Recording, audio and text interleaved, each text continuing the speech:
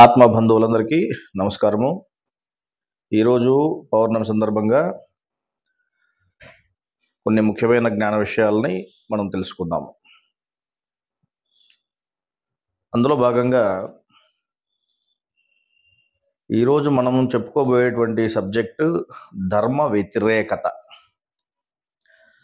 ధర్మ వ్యతిరేకత అంటే 6వ అధర్మము. మనకు స్వామివారు చెప్పడం జరిగింది ఏమని, అధర్మాలు 6 అయినాయి. ఆ 6వ అధర్మం అనేది ఈ మధ్య కాలంలోనే పుట్టుకొచ్చింది. అసలు ఏమిటి 6వ అధర్మము అంటే ధర్మ వ్యతిరేకత అని చెప్పడం జరిగింది. సరే, మరి ధర్మ వ్యతిరేకత అంటే ఏంటి, అందులో ఏమేమి ఉన్నాయి అని గమనిస్తే ముఖ్యంగా అందులో ధర్మ వ్యతిరేకమైన బోధ అనేది, తర్వాత ధర్మ వ్యతిరేకమైన కార్యములు అంటే పనులు. ధర్మ వ్యతిరేకమైన పనులు, ధర్మ వ్యతిరేకమైన బోధ. అట్లాగే ఇంకొక ముఖ్యమైన విషయం కూడా స్వామివారు చెప్పడం జరిగింది. ఏమిటా ముఖ్యమైన విషయము, ఏంటి 6వ ధర్మములో అంత ముఖ్యమైన విషయము అని అంటే,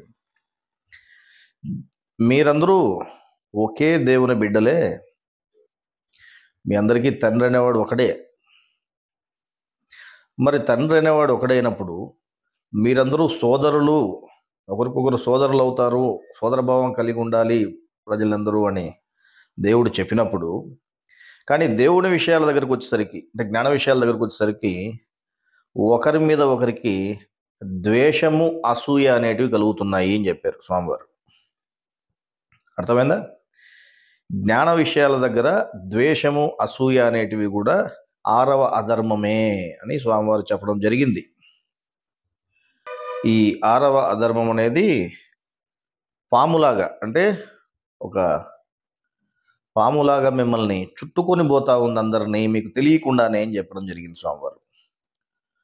మీకు తెలియకుండానే మిమ్మల్ని అందరినీ పాములాగా చుట్టుకొని పోతా ఉంది.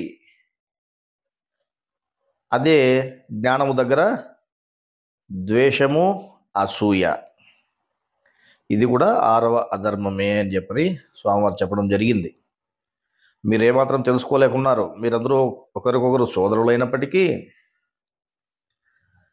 మీరు ఒకరి మీద ఒకరు ద్వేషభావంతో, అసూయభావంతో రగిలిపోతున్నారు. అది 6వ అధర్మము. ఈ విధానం అంతా బయట మనకు కనపడతా ఉంది అని స్వామివారు ఉన్నప్పుడు చెప్పడం జరిగింది. అదే ఏదైతే 6వ అధర్మం ఉందో,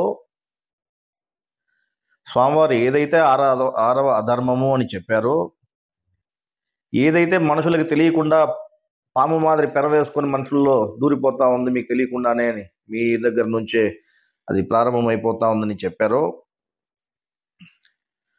అదే మాయ, అంటే అదే పాము ఈరోజు మేము జ్ఞానులము అని చెప్పుకునేటువంటి వాళ్ళు, త్రైత సిద్ధాంత జ్ఞానం మాకు తెలుసు అని చెప్పుకుంటే వాళ్ళని కూడా అదే పాము చుట్టేసింది. స్వామివారు కాలమైన వెంటనే ఇవన్నీ కూడా మొదలయ్యాయి. అర్థమైందా? ఆ ద్వేషంతోనే, ఆ అసూయలతోనే ఎంతోమంది మీదకి దాడులు చేయడము, ప్రాణాలు సైతం తీయాలని ప్రయత్నాలు చేయడము. సో మా మీద కూడా ప్రతి ఒక్కరితో వీడియోలు చేయించి మరి ద్వేషాన్ని, అసూయని రెచ్చగొట్టి ప్రతి ఒక్కరితోనూ ద్వేషభావాలతో, అసూయభావాలతో వీడియోలు చేయించడము, ఆ అసూయభావాలు, ద్వేషభావాలు అందరిలో రగల్చడము, ఏదైతే పెద్ద ఆయన 6వ అధర్మం అని చెప్పారో, ఆ 6వ అధర్మం అనేది స్వామివారు వెళ్ళిన వెంటనే మొదలైంది. స్వామివారు వెళ్ళి కాలమైన వెంటనే మొదలవ్వడం జరిగింది. ఆ 6వ అధర్మం మన త్రైతులలో కూడా దూరింది. అర్థమైందా? ఆ విధంగా మాయ అనేది మీకు తెలియకుండానే మిమ్మల్ని ఆవహించేసింది. సరే, ఈ మాయను గురించి ఇంకా స్వామివారు ఏం చెప్పారు, గ్రంథంలో ఏం రాసి ఉంది ఒకసారి మనం తెలుసుకుంటే,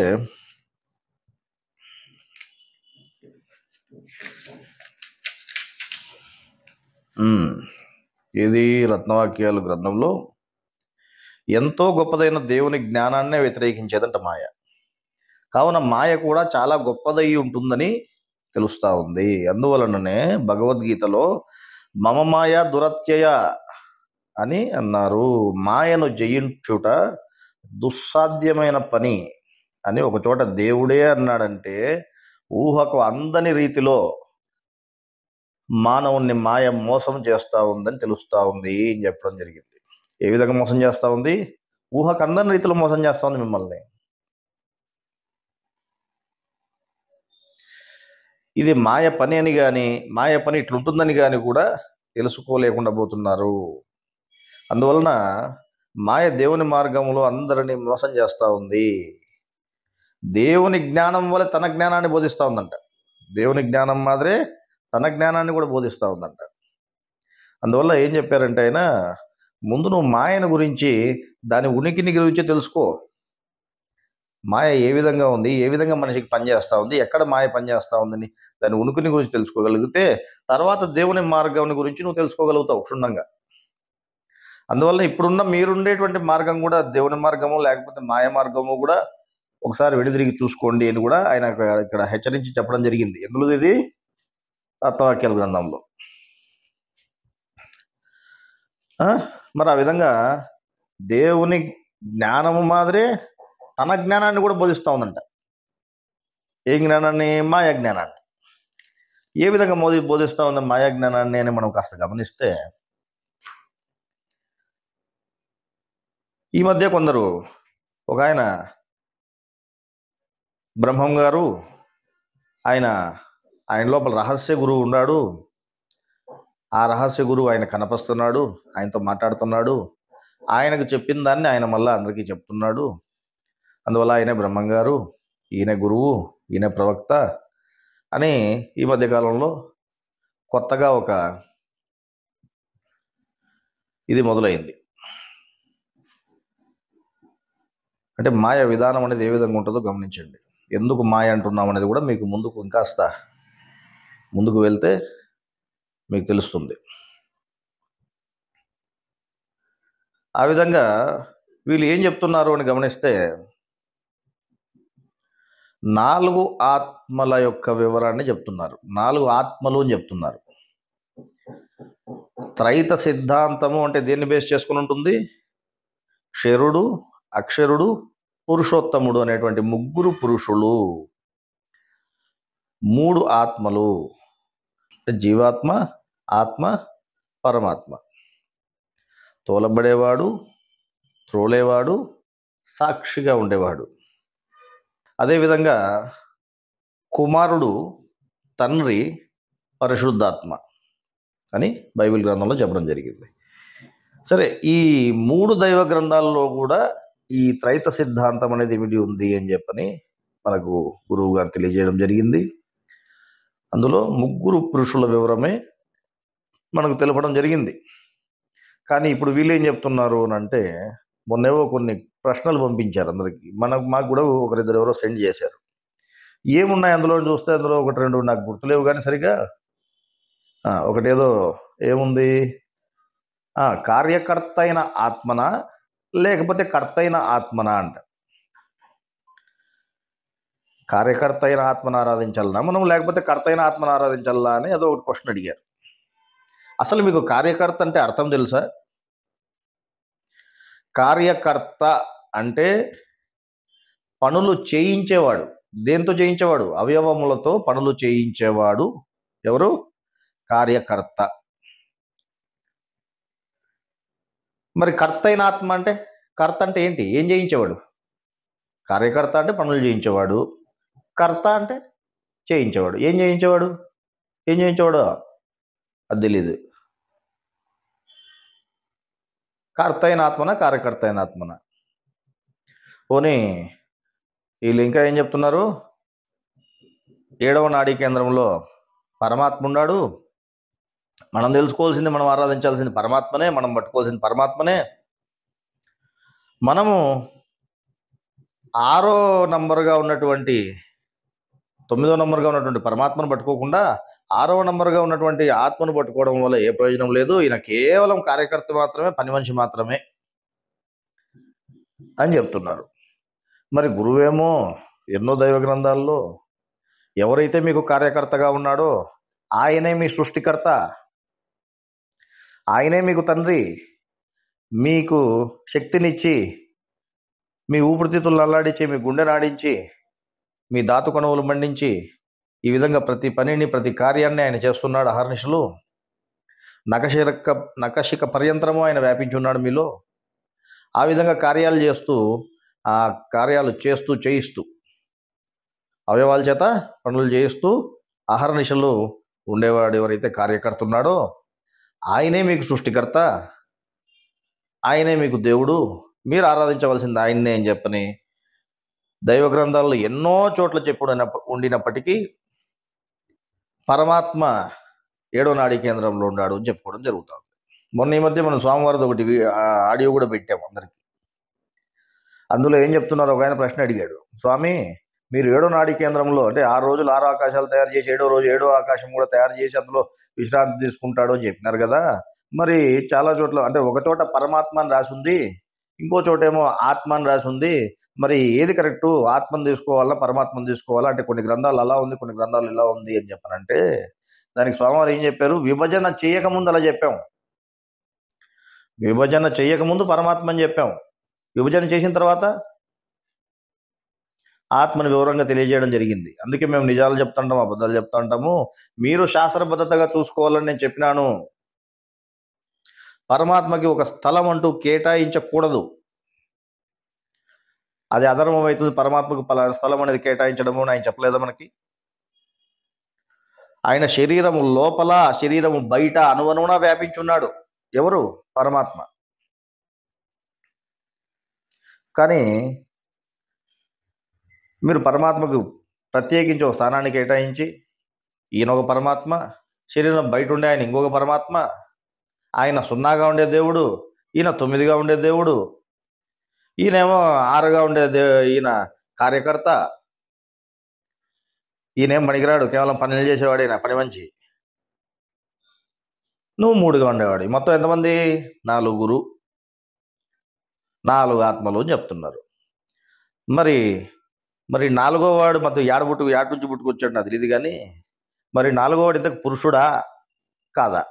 కొన్ని ఏదైనా చెప్తారా మీరు? త్రైత సిద్ధాంతం అంతా దేన్ని బేస్ చేసుకుని ఉంది? 3 పురుషులను బేస్ చేసుకుని త్రైత సిద్ధాంతం ఉంది. అటువంటిప్పుడు మీరు 4 ఆత్మలు ఇంకోటి ఉన్న మధ్యలో పట్టుకొచ్చి ఇంకోటి ఉన్నాడు అని చెప్పడము దాని ఏమవుతుంది? అది త్రైత సిద్ధాంతం కాదు. మీరు అసలు త్రైత సిద్ధాంతానికి సంబంధించిన వాళ్ళు కానే కాదు. త్రైత సిద్ధాంతానికి పట్టిన చీడ పురుగులు లాంటి వాళ్ళు మీరు. అర్థమైందా? సరే, మీరేం చెప్తున్నారో ఒకసారి ఈయన ఎవరైతే నేను బ్రహ్మం గారు నేను చెప్పుకుంటున్నాడో ఆయన మాటలే ఒకసారి మీకు ప్లే చేస్తారు, అందులో కొన్ని వినండి. 4 ఆత్మలు చెప్తే 4 ఆత్మలు ఎక్కడి అని చెప్తున్నారు. తండ్రి అంటే ఇప్పుడు భగవద్గీతలో గుణత్రయ వివాహిక యోగంలో 3వ శ్లోకము 4వ శ్లోకంలో ప్రకృతి తల్లిగా ఉండగా పరమాత్మనైనా నేను తండ్రిగా ఉన్నంటే కార్యకర్త అయిన ఆత్మను పట్టుకొని తండ్రి అని చెప్తున్నారు. ఎవరు తండ్రి, ఎవరు కార్యకర్త? ఏ ఒక్క క్షణం కూడా తీరిక లేకుండా అనుక్షణం ఎల్లప్పుడూ ఉండువాడు పరిశుద్ధుడు అని చెప్పి ఎల్లప్పుడూ కార్యకర్త అయిన ఆత్మ 24 భాగాలు శరీరంలో అనుక్షణం స్తుతిస్తున్నాయి. ఎవరిని స్తుతిస్తున్నారు? ఎల్లప్పుడూ ఉండువారు ఎవరు? మేము భగవద్గీతలో ఆధారాలు చూపించినా మీకు అర్థం కాదు. జీవాత్మ కార్యకర్త అయిన ఆత్మ నశించేవారని చూపించినా అర్థం కాదు. 6 దేవుడు అని మీరు చెప్పుకుంటే మీరు పక్కదారి బట్టి మీ జీవితం వృధా అవుతుందని చెప్తున్నాం. మిమ్మల్ని మేము తప్పని చెప్పట్లేదు, మీరు చేసే ప్రయత్నం వృధా అవుతుంది. దేవుడు 9గా ఉన్నాడు, సహస్రారంలో ఉన్నాడు, 7 నాడీ కేంద్రాల్లో సహస్రారంలో ఉన్నాడు. 6వ నాడి కేంద్రంలో కార్యకర్త అయిన ఆత్మ ఉండి కింద 5 కేంద్రములు సహస్రారంలో ఉన్న కేంద్రంలో కూడా వ్యాపించి ఉన్నాడు. గమనించారు కదా ఏం చెప్తున్నాడు ఆయన? 4 ఆత్మలను చెప్తాంటే ఎవరు వినడం లేదు. మీరు 6వ నంబరు అంటే ఎవరు? కార్యకర్తగా ఉన్నటువంటి ఆత్మ దేవుడని మీరు అనుకుంటే మీరు తప్పుదారి పట్టినట్లే. 6తో మీకు అసలు ఏమాత్రం పని లేదు. భగవద్గీతలో పరమాత్మే మీకు తండ్రి అని చెప్పారు. భగవద్గీతలో మోక్ష సన్యాస యోగము చివరిలో 6 శ్లోకాలు కూడా పరమాత్మ పేరే చెప్పినప్పటికీ మళ్ళీ చివరిలో ఆయన విభజన చేసి చెప్పినప్పుడు చిన్న గ్రంథాల్లోకి వచ్చిన తర్వాత ఆఖరి గ్రంథాల్లో ఆయన ఏం చెప్పారు? అక్కడ మేము కొంత అసత్యాన్ని కూడా వ్రాసాము అని చెప్పారు. భగవద్గీతలో ఈ లాస్ట్ శ్లోకాలలో మేము కొంత సత్యాన్ని రాసాము, కొంత అసత్యాన్ని కూడా రాసాము అని చెప్పారు. అర్థమైందా? అదేవిధంగా భగవద్గీత అంతా కూడా మేము పరమాత్మ విషయమే చెప్పుంటాము, అంటే పరమాత్మ మీదనే చెప్పుంటాము. ఎందుకు అనంటే దేవుని గౌరవార్థం ఆ విధంగా చెప్పాము. భగవద్గీతలోనే ఒక్కొక్కప్పుడు పరమాత్మ నేను అని చెప్పినప్పుడు ఎచ్చట జీవాత్మ పాత్ర ఉండేది, ఎచ్చట ఆత్మ పాత్ర ఉందని యోచించి చూడాలి మీరు. శరీరం ఉన్నప్పుడు స్మరించబడేది ఆత్మ అయితే, శరీరం విడిచిన తర్వాత పొందబడేది పరమాత్మ. అర్థమవుతుందా ఏం చెప్పారు ఇక్కడ? శరీరము విడిచిన తర్వాత పొందబడేది ఆ పరమాత్మ. ఆత్మగా శరీరములో నన్నే స్మరించుచున్నారని, పరమాత్మగా శరీరం బయట నన్నే పొందుచున్నారని చెప్పారు. అర్థమైందా? పరమాత్మ శరీరము లోపల, అంటే శరీరం లోపల నీ స్మరణకు అందుబాటులో ఉండడం కోసం, నీకు అందుబాటులో ఉండడం కోసము ఆత్మగా ఉన్నాడు ఆయన. అర్థమైందా? మరి నువ్వు ఆత్మగా ఉన్నటువంటి వాడిని పట్టుకోవాల్సిందే, నువ్వు ఆత్మను పట్టుకోవాల్సిందే, 6వ నంబర్ని పట్టుకోవాల్సిందే. 6వ నంబర్ని నువ్వు పట్టుకుంటేనే, అంటే ఆయనను తెలుసుకునే నిమిత్తమే ఈ ఆధ్యాత్మికం అంతా ఉండేది. ఆయననే ఆత్మ అని చెప్పినారు. మాయ ఏం చేసిందనంటే త్రైత సిద్ధాంతము ద్వారా ఆత్మ అనేది బయలుపడింది. ఇంతవరకు ఆత్మ అనే ఒక విషయం లేదు. అద్వైత సిద్ధాంతం ఉంది, ద్వైత సిద్ధాంతం ఉంది, విశిష్టాద్వైతం ఉంది. ఎక్కడున్నా జీవుడు దేవుడు ఇద్దరి గురించి అయినా చెప్పుకున్నారు, లేకపోతే దేవుడు ఒకరి గురించి అయినా చెప్పుకున్నారు. కానీ ఆత్మను గురించి బయలుపెట్టింది దేవుడు, గురువు త్రైత సిద్ధాంతం ద్వారానే ఆత్మను గురించి బయటపెట్టడం జరిగింది. ఇక్కడ ఇంకో విషయం ఉంది. నువ్వు మోక్షం పొందాలంటే, మనిషి మోక్షం పొందాలంటే దారి ఎవరుగా ఉండారు? ఆత్మే నీకు దారిగా ఉన్నాడు. ఆయనే నీకు గమ్యము, ఆయనే నీకు దారి. గమ్యము ఆయనే, దారి కూడా ఆయనే. మరి అటువంటిప్పుడు ఈ దారిని అర్థం కాకుండా చేస్తే ఏమవుతుంది? అందువల్ల ఆత్మ అనేవన్నీ అర్థం కాకుండా చేయాలా అని చెప్పని మా ఏం చేసింది, ఈ విధంగా ఆత్మని 2 భాగాలు చేసి, ఈ ఆత్మ వేరు ఆ ఆత్మ వేరు. 9వ నంబర్గా ఉండేవాడు ఆత్మ పరమాత్మ, ఆయన్ని మనం ఆరాధించల్లా. ఆయన కర్తాత్మ, ఈయన కార్యకర్తాత్మ. మరి ఎన్ని స్వామికి తెలియకపోయినా, ఈ 4 ఆత్మల విధానం స్వామికి తెలియకపోయినా కర్తాత్మ వేరు కార్యకర్తాత్మ వేరు అని ఆయన ఎందుకు చెప్పలేదు? ఆయన చెప్పని మాటలు మీరెందుకు చెప్తున్నారు? సరే, మనం చెప్పుకోవడం ఎందుకు? గురువు ఏం చెప్పాడు ఒకసారి చూద్దాం. 6ను ఆరాధించాలని చెప్పినాడా, లేకపోతే 9ని ఆరాధించాలని చెప్పినాడా? 9ని నువ్వు 9లోకి చేరాలా. నువ్వు 9 గురించి తెలుసుకోవాలంటే 9లోకి పోవాలి. నువ్వు 9లోకి పోవాలంటే ఎవరిని పట్టుకోవాలా? నువ్వు 6నే పట్టుకోవాలా, వేరే గతి లేదు నీకు. ఒక ఆయన అంటాడు 6 అంటే మాయ అండి. ఎవడు చెప్పాడు? ఎవడు చెప్తాడు ఇట్ట పనికిమాలు ఎవడన్నా? 6 అంటే మాయ అంట. 6గా ఉండేది కార్యకర్త మాయ అంట ఆయన. సరే, మీరు 6గా ఉండేవాడిని మాయ అన్నారు, అందువల్ల 6తో పని లేదు మనకు 9తో పని అంటున్నారు. 6గా ఉండేవాడు కేవలం పని మనిషిని మాట్లాడినారు.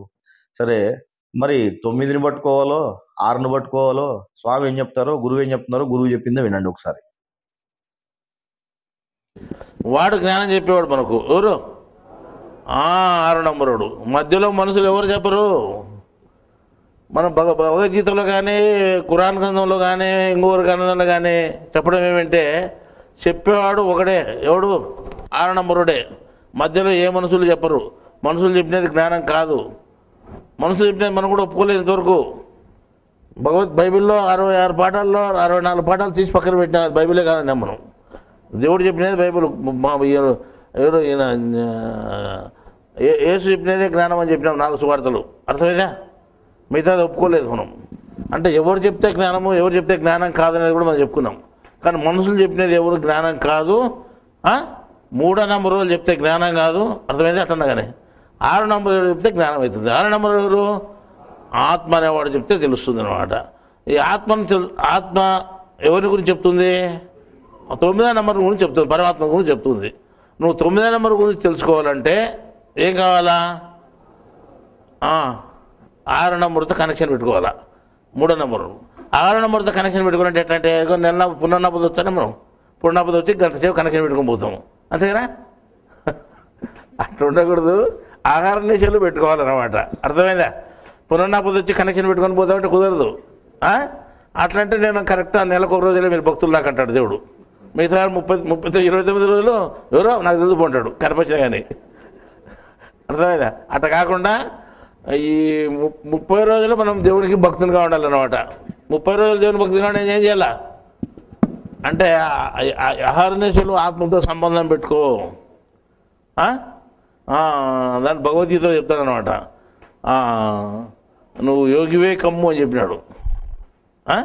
అంటే యోగంతో కూడుకోండు ఎప్పటికీ, మిగతా వద్దన్నాడు.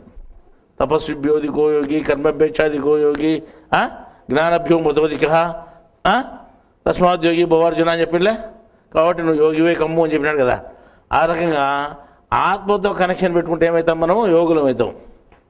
మిగతా దాంతో కనెక్షన్ పెట్టుకుంటే రకరకాలు అవుతాం. అర్థమైందా? నువ్వు బయట విషయంతో సంబంధం పెట్టుకొని ఒక దేవుని పేరుతోనో, దేవుని శ్లోకంతోనో, దేవుని మంత్రంతోనో, లేదా ఏదో నీకు దేవుడు పేరు పెట్టుకుని మంత్రంతో కనెక్షన్ పెట్టుకుంటే ఏమవుతుంది? తపస్సు అవుతుంది అది. అంటే తపస్సుల కంటే యోగి ఉత్తముడు, గొప్పవాడు. తపస్విభ్యోధికో యోగి అని చెప్పిండే. తపస్సు చేయవారు కంటే యోగి అధికుడు. కాబట్టి నేను యోగివే కమ్ము, తస్మాత్ యోగి భవార్జున. కాబట్టి నువ్వు యోగివే కా అర్జున అని చెప్పినాడు. అంటే మళ్ళీ యోగివే కమ్మని ఇప్పుడు మనం చెప్తాను, నువ్వు 6తోనే కనెక్షన్ పెట్టుకో. 3తో యాడికి పోయినా 3లో ఉన్నాయి. 3తో కనెక్షన్ పెట్టుకుంటే పనికిరాదు. నువ్వు 3వేగా ఉంటావు. అర్థమైంది? 6 కావు నువ్వు. కాబట్టి ఈ 3 అనే అంటే ప్రపంచ విషయాలన్నీ 3కు సంబంధించిన, నువ్వు కూడా 3కు సంబంధించినవే. కాబట్టి ప్రపంచ విషయాలతో సంబంధం పెట్టుకోవద్దు. ప్రపంచ విషయాలతో సంబంధం పెట్టుకోకుండా ఉంటే ఏమవుతుంది? ఆవిడ జ్ఞాన విషయాలు నీకు సంపూర్ణంగా తెలియడానికి అవకాశం ఉంటుంది. అర్థమైందా? 6తో కనెక్షన్ పెట్టుకుంటే అవుతుంది. అప్పుడు నేను ఎలాగ చెప్పగలుగుతున్నాను? ఈరోజు నాకేం చదువు లేదు, సంధ్య లేదు, పెద్దగా ఏం లేదు, పెద్దగా నేను ఇక్కడ ఆశ్రమానికి గురువుల దగ్గర పోయి తిరిగింది లేదు, ఎక్కడ ఏ సంబంధం లేకుండా ఈరోజు అంటే కొన్ని కొత్త విషయాలని మనం చెప్పుకుంటున్నాము. అసలైన జ్ఞానం చెప్పుకుంటున్నాము, ఏమాత్రం ప్రపంచ సంబంధం లేకుండా అని అంటే అది ఎవరి దయ జరుగుతూ ఉంది? కదే ఆత్మ ప్రేరణ వల్ల జరుగుతుంది, ఆత్మ అందించడం వల్ల జరుగుతూ ఉంది. మరి ఈరోజు అదే చెప్పుకుంటున్నాము. అది నాకు ఒక్కరికే కాదు, మీకు కూడా ఆత్మ అనేవాడు ఉన్నాడు, మీకు కూడా స్వయంగా బోధిస్తాడు. అర్థమైందా? ఆయన ఏం చేయాలన్నా చేస్తాడు. ఎవరు ఆధీనంలో ఉంటాడైనా? 9 ఆధీనంలో ఉంటాడు. అంటే అర్థమైందా? దేవుని ఆధీనంలో ఉంటాడు. దేవుని యొక్క అంటే ఆయన ఏం చేయడు, ఉలకడు పలికేవాడు కాదు. కానీ ఈయన మాత్రం ఉలికి పలికి అన్నీ చేస్తాడు. అందువల్ల మనం ఏం చేయాలంటే ఆయన ఎవరినో మనం చూడలేదు, కానీ ఈయన మాత్రం మనం తెలుసుకోవచ్చు. ఈయన ద్వారా మనం విషయాలు గ్రహించవచ్చు. మరి అటువంటి జ్ఞానంతో సంబంధం పెట్టుకోవాలంటే ఏం చేయాలా అంటే మనము అహర్నిశలు ఎల్లకాలము మనము ఆత్మతో సంబంధపడి ఉండేవాళ్ళ మాదిరిగా ఉండాలన్నమాట. ఆ బోధించేవాడు ఒకడు ఉండాలా. బోధించేటప్పుడు మనకు తెలియబడుతుంది. ఆ బోధించేవాడు వాడు 3 కానీ 6 కానీ మనకేం బోధించాల్సిందే. కానీ వాడు 3 బోధిస్తాడు, 6 బోధిస్తాడు మనం తెలుసుకోలేము, మనకు అర్థం కాదు. కానీ అంటే మేము మాత్రం అంటే 6 చెప్పినదే మేము 3 చెప్తున్నాం. మేము కూడా 3ఏ. 6 చెప్పిన విషయాన్నే మేము చెప్తున్నామని మొదటి నుండి చెప్తున్నాం. ఈ బుక్లో కూడా అదే రాసినాము. అంటే ఐన్స్టీను, నికోలా టెస్లా ఎవరు వాళ్ళు ఏం అంచనా వేసినారో మాకు తెలియదు, కానీ వాళ్ళు చెప్పిన విషయాన్ని నాకేం తెలియదు. అయినా కానీ అడిగి తెలుసుకుందాము. ఎవరిని? పక్కలో ఉండేవాడిని 6ను అడిగి తెలుసుకుంటే ఏం చెప్తున్నాడంటే ఈ విధంగా చెప్తున్నాడు చూడు అని చెప్పాము. అంటే మా మీద ఏమాత్రం బాధ్యత అంటే బరువు పెట్టుకోకుండా చెప్పినది ఎవరు? లోపల ఉండేటువంటి వాడు చెప్తున్నాడనే వివరణ రాసాము. అందువల్ల మేమేమంటున్నామంటే మనము అంటే అంటే మన మనుషులమే, మనకేమీ తెలియదు. మనుషులు చెప్పినటువంటి జ్ఞానం సంపూర్ణమైన జ్ఞానం కాదు. ఒకే ఒక ఆత్మ చెప్తుంది, అది సంపూర్ణమైన జ్ఞానము. దేవుడు కూడా ఎక్కడ చెప్పడు. ఆ దేవుని విషయంనే దేవునిగా కూడా చెప్తుంది. అది ఏది ఆత్మ. దేవుడు చెప్పడు కానీ దేవునిగా కూడా శాసి చెప్తుంది. ఎందుకంటే ఇట్లయితే 6 అవుతుంది, అట్లయితే 9 అవుతుంది. ఏది ఆరే మనసుగా పెడితే ఎట్లయితే తల కింద తెచ్చే 9 అవుతుంది. అందుకే మన పెద్దలు రాయడం కూడా తయారు చేయడం కూడా అట్లా తయారు చేసినప్పుడు అది 6, 9 ఇంగ్లీష్లో వాళ్ళు అట్లా తయారు చేసినారు. మన తెలుగు నుంచి వాళ్ళు అట్లా తయారు చేస్తుంది. ఏదో రహస్యం ఉందని ఇటు తిత్తే 6, ఇటు తిత్తే 9 అవుతుంది. అందువల్ల నటించే ఆత్మ అని చెప్పుకున్నాం. అది జీవునిగా నటిస్తుంది, అటు దేవునిగా నటిస్తుంది, అటు ఏమైనా చేస్తుంది. అది కానీ ఇటు 9గా ఉంటుంది, 6గా ఉంటుంది, ఎట్లనే ఉంటుంది. కానీ ఇది 6 అని ఎవరికీ తెలియదు. ఇంతవరకు ప్రపంచంలో ఎంతోమంది జ్ఞానులు ఉన్నారు, ఎంతోమంది స్వామీజీలు, ఎంతోమంది పెద్ద పెద్దలు ఎత్తుపోయినారు. కానీ అటు జీవుని దేవుని గురించి చెప్పుకున్నారు. కానీ మధ్యలో ఉండే ఆత్మ గురించి ఎవరు చెప్పుకోలేదు. నువ్వు తెలుసుకోవాలనుకునే కానీ ఆడుతూ ఉంటే ఉన్నావు, నేను తప్ప ఉన్నాడు నువ్వు అనుకుంటావు. మళ్ళా అంటే అదే అంటుంది, అదే అనిపించి నీ చేత నువ్వు అన్నట్టు బోధిస్తుంది అనమాట. నేను తప్ప ఎవరు లేరని మనం ఆలోచన చేస్తుంటే మనం ఇష్టం వచ్చిన ఆలోచన వస్తే ఆలోచన మనమే చేస్తాడో మనం ఫలితం వస్తుంది. కష్టాల సుఖాలు మనకే వస్తున్నాయి. మన డబ్బు తప్ప మనమే పోగొట్టుకుంటాం.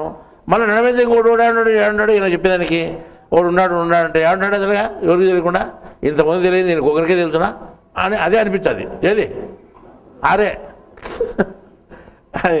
అందువల్ల అది ఏమైనా చేస్తుంది. ఆ జ్ఞానమైన అదే బోధిస్తుంది, అజ్ఞానమైన అదే బోధిస్తుంది. కానీ జ్ఞానం కావాల అనుకున్నప్పుడు మాత్రమే జ్ఞానం బోధిస్తుంది. నువ్వు ఉందో లేదని అటు కాలు ఒక్కటి కాలు పెట్టుకొని నువ్వు అడగద్దు. నువ్వు సంపూర్ణమైన జ్ఞానం మీద విశ్వాసం కలిగి నువ్వు అడిగితే ఎంత పెద్ద జ్ఞానాన్నైనా నీకు తెలియజేస్తుంది. దేవుడు అంటే ఆత్మ తప్ప దేవుని విషయం ఎవరికీ తెలియదు. అర్థమైందా? అందువల్ల ఏ మనిషి చెప్పలేడు అని చెప్పి దేవుడు చాలా చోట్ల చెప్పాడు. ఏ మనిషి దేవుని విషయం చెప్పలేడు. మనుషులకు ఏమాత్రం తెలియదు. ఎవరు బోధిస్తారు? మనుషుల విషయాలు తప్ప, ప్రపంచ విషయాలు తప్ప ఇంకేం తెలియవు. ఆత్మ చెప్తేనే మనకు తెలియబడేది. అర్థమైందా? ఇప్పుడు కన్నా బుద్ధి వచ్చిందా మీకు? మీకు అంత ఈజీగా బుద్ధి రాదు ఆ విషయం. ఎందుకంటే ఒకసారి మాయలో పడినాడంటే వాడు అది కొండ చిలువ లాంటిది. దాని నుంచి విడిపించుకోవడం అంత ఈజీ కాదు. అర్థమైందా? విన్నారు కదా గురువు చెప్పింది. ఏం చెప్పారు గురువు? 6 నీకు గతి. నువ్వు 6ను పట్టుకోవాల్సిందే. 6ను పట్టుకుంటేనే యోగం అయ్యేది, 9ని కాదు. 6ను పట్టుకుంటే యోగం అవుతుంది. అప్పుడు నీ కర్మగాలి నువ్వు మోక్షం పొందితే అప్పుడు నువ్వు పరమాత్మ నాయన్ని 9 అనేవాడు నీకు తెలుస్తాడు. అంతవరకు 9 తెలిసేదానికి నీకు అవకాశం లేదు. 9 అనేవాడు తలకాయలో 7వ దాంట్లో ఉన్నాడు, బయట 0 ఉన్నాడు. 0 అనేది సృష్టికి పూర్వం ఉన్నటువంటి దేవుడు అని స్వామివారు క్లియర్గా చెప్పడం జరిగింది. సృష్టికి పూర్వం ఉన్నటువంటి దేవుడు ఎవరైతే ఉన్నారో ఆయనని 0గా, అంటే శూన్యముగా, ఆయన ఏ విధంగా ఉన్నాడో తెలియదు కాబట్టి ఆయన శూన్యముతో పోల్చి 0గా చెప్పడం జరిగింది. ఆయనని స్థిరాస్థిరుడు అని చెప్పారు. అంటే ఆయన స్థిరుడో తెలీదు, అస్థిరుడో కూడా తెలియదు. అందువల్ల ఆయనకి శూన్యము అని చెప్పారు, 0 అని చెప్పారు. ఆ విధంగా శూన్యముగా ఉన్నటువంటి వాడు ఏం చేశాడు? ఆయన నుంచి ఫస్ట్ ప్రకృతిని బయటికి తీశాడు. ఆ విధంగా 1వ నంబర్ ఏది? ప్రకృతి. ఆ తర్వాత ఆయన 3 ఆత్మలుగా విభజింపబడిపోయినాడు. ఎవరైతే 0గా ఉన్నాడో ఆయనే ఒక ప్రకృతిగా, 3 పురుషులుగా, అంటే ఆత్మను బయటికి తీసినాడు. ఆత్మ ద్వారా జీవాత్మ కూడా బయటకు వచ్చింది. మొత్తం జీవాత్మ ఆత్మ బయటకు వచ్చేస్తే ఈయన ఏమైపోయాడు? మళ్ళీ జీవాత్మ ఆత్మ వచ్చిన తర్వాత వీటికంటే వేరుగా ఉన్నాడు కాబట్టి ఈయన ఏమన్నారు? అప్పుడు పరమాత్మ అన్నారు. 0ని పరమాత్మ అనడానికి ఉందా? 0ని పరమాత్మ అనడానికి లేదు. పరమాత్మ ఎప్పుడైతాడు? ఆత్మ జీవాత్మ పక్కన ఉన్నప్పుడే ఈయన పరమాత్మ అవుతాడు. అంటే సృష్టి జరిగిన తర్వాత అయితే ఈయన పరమాత్మ అవుతాడు. అంటే వీటికంటే పరంగా ఉండేవాడు, వేరుగా ఉండేవాడు అని అర్థం. మీరేమని చెప్తున్నారు? 7వ నాడి కేంద్రంలో పరమాత్మ ఉన్నాడు, 9వ నంబరు. ఆ 9వ నంబరు పరమాత్మను పట్టుకుంటే అప్పుడు మనం బయట అనుమానంలో వ్యాపించి ఉన్నటువంటి పరమాత్మ లేక మనం ఐక్యమవుతాం 0 లేకి. 0ని పరమాత్మని ఎవరైనా చెప్పినారేమో నీకు? నీ ఊహలన్నీ తీసుకొచ్చి జ్ఞానాన్ని గుద్దుతావా? మళ్ళీ అదేంటి? ఇంకోటి ఏంటి? నాకు లోపల తలకాయలో గురువే చెప్తున్నాడు.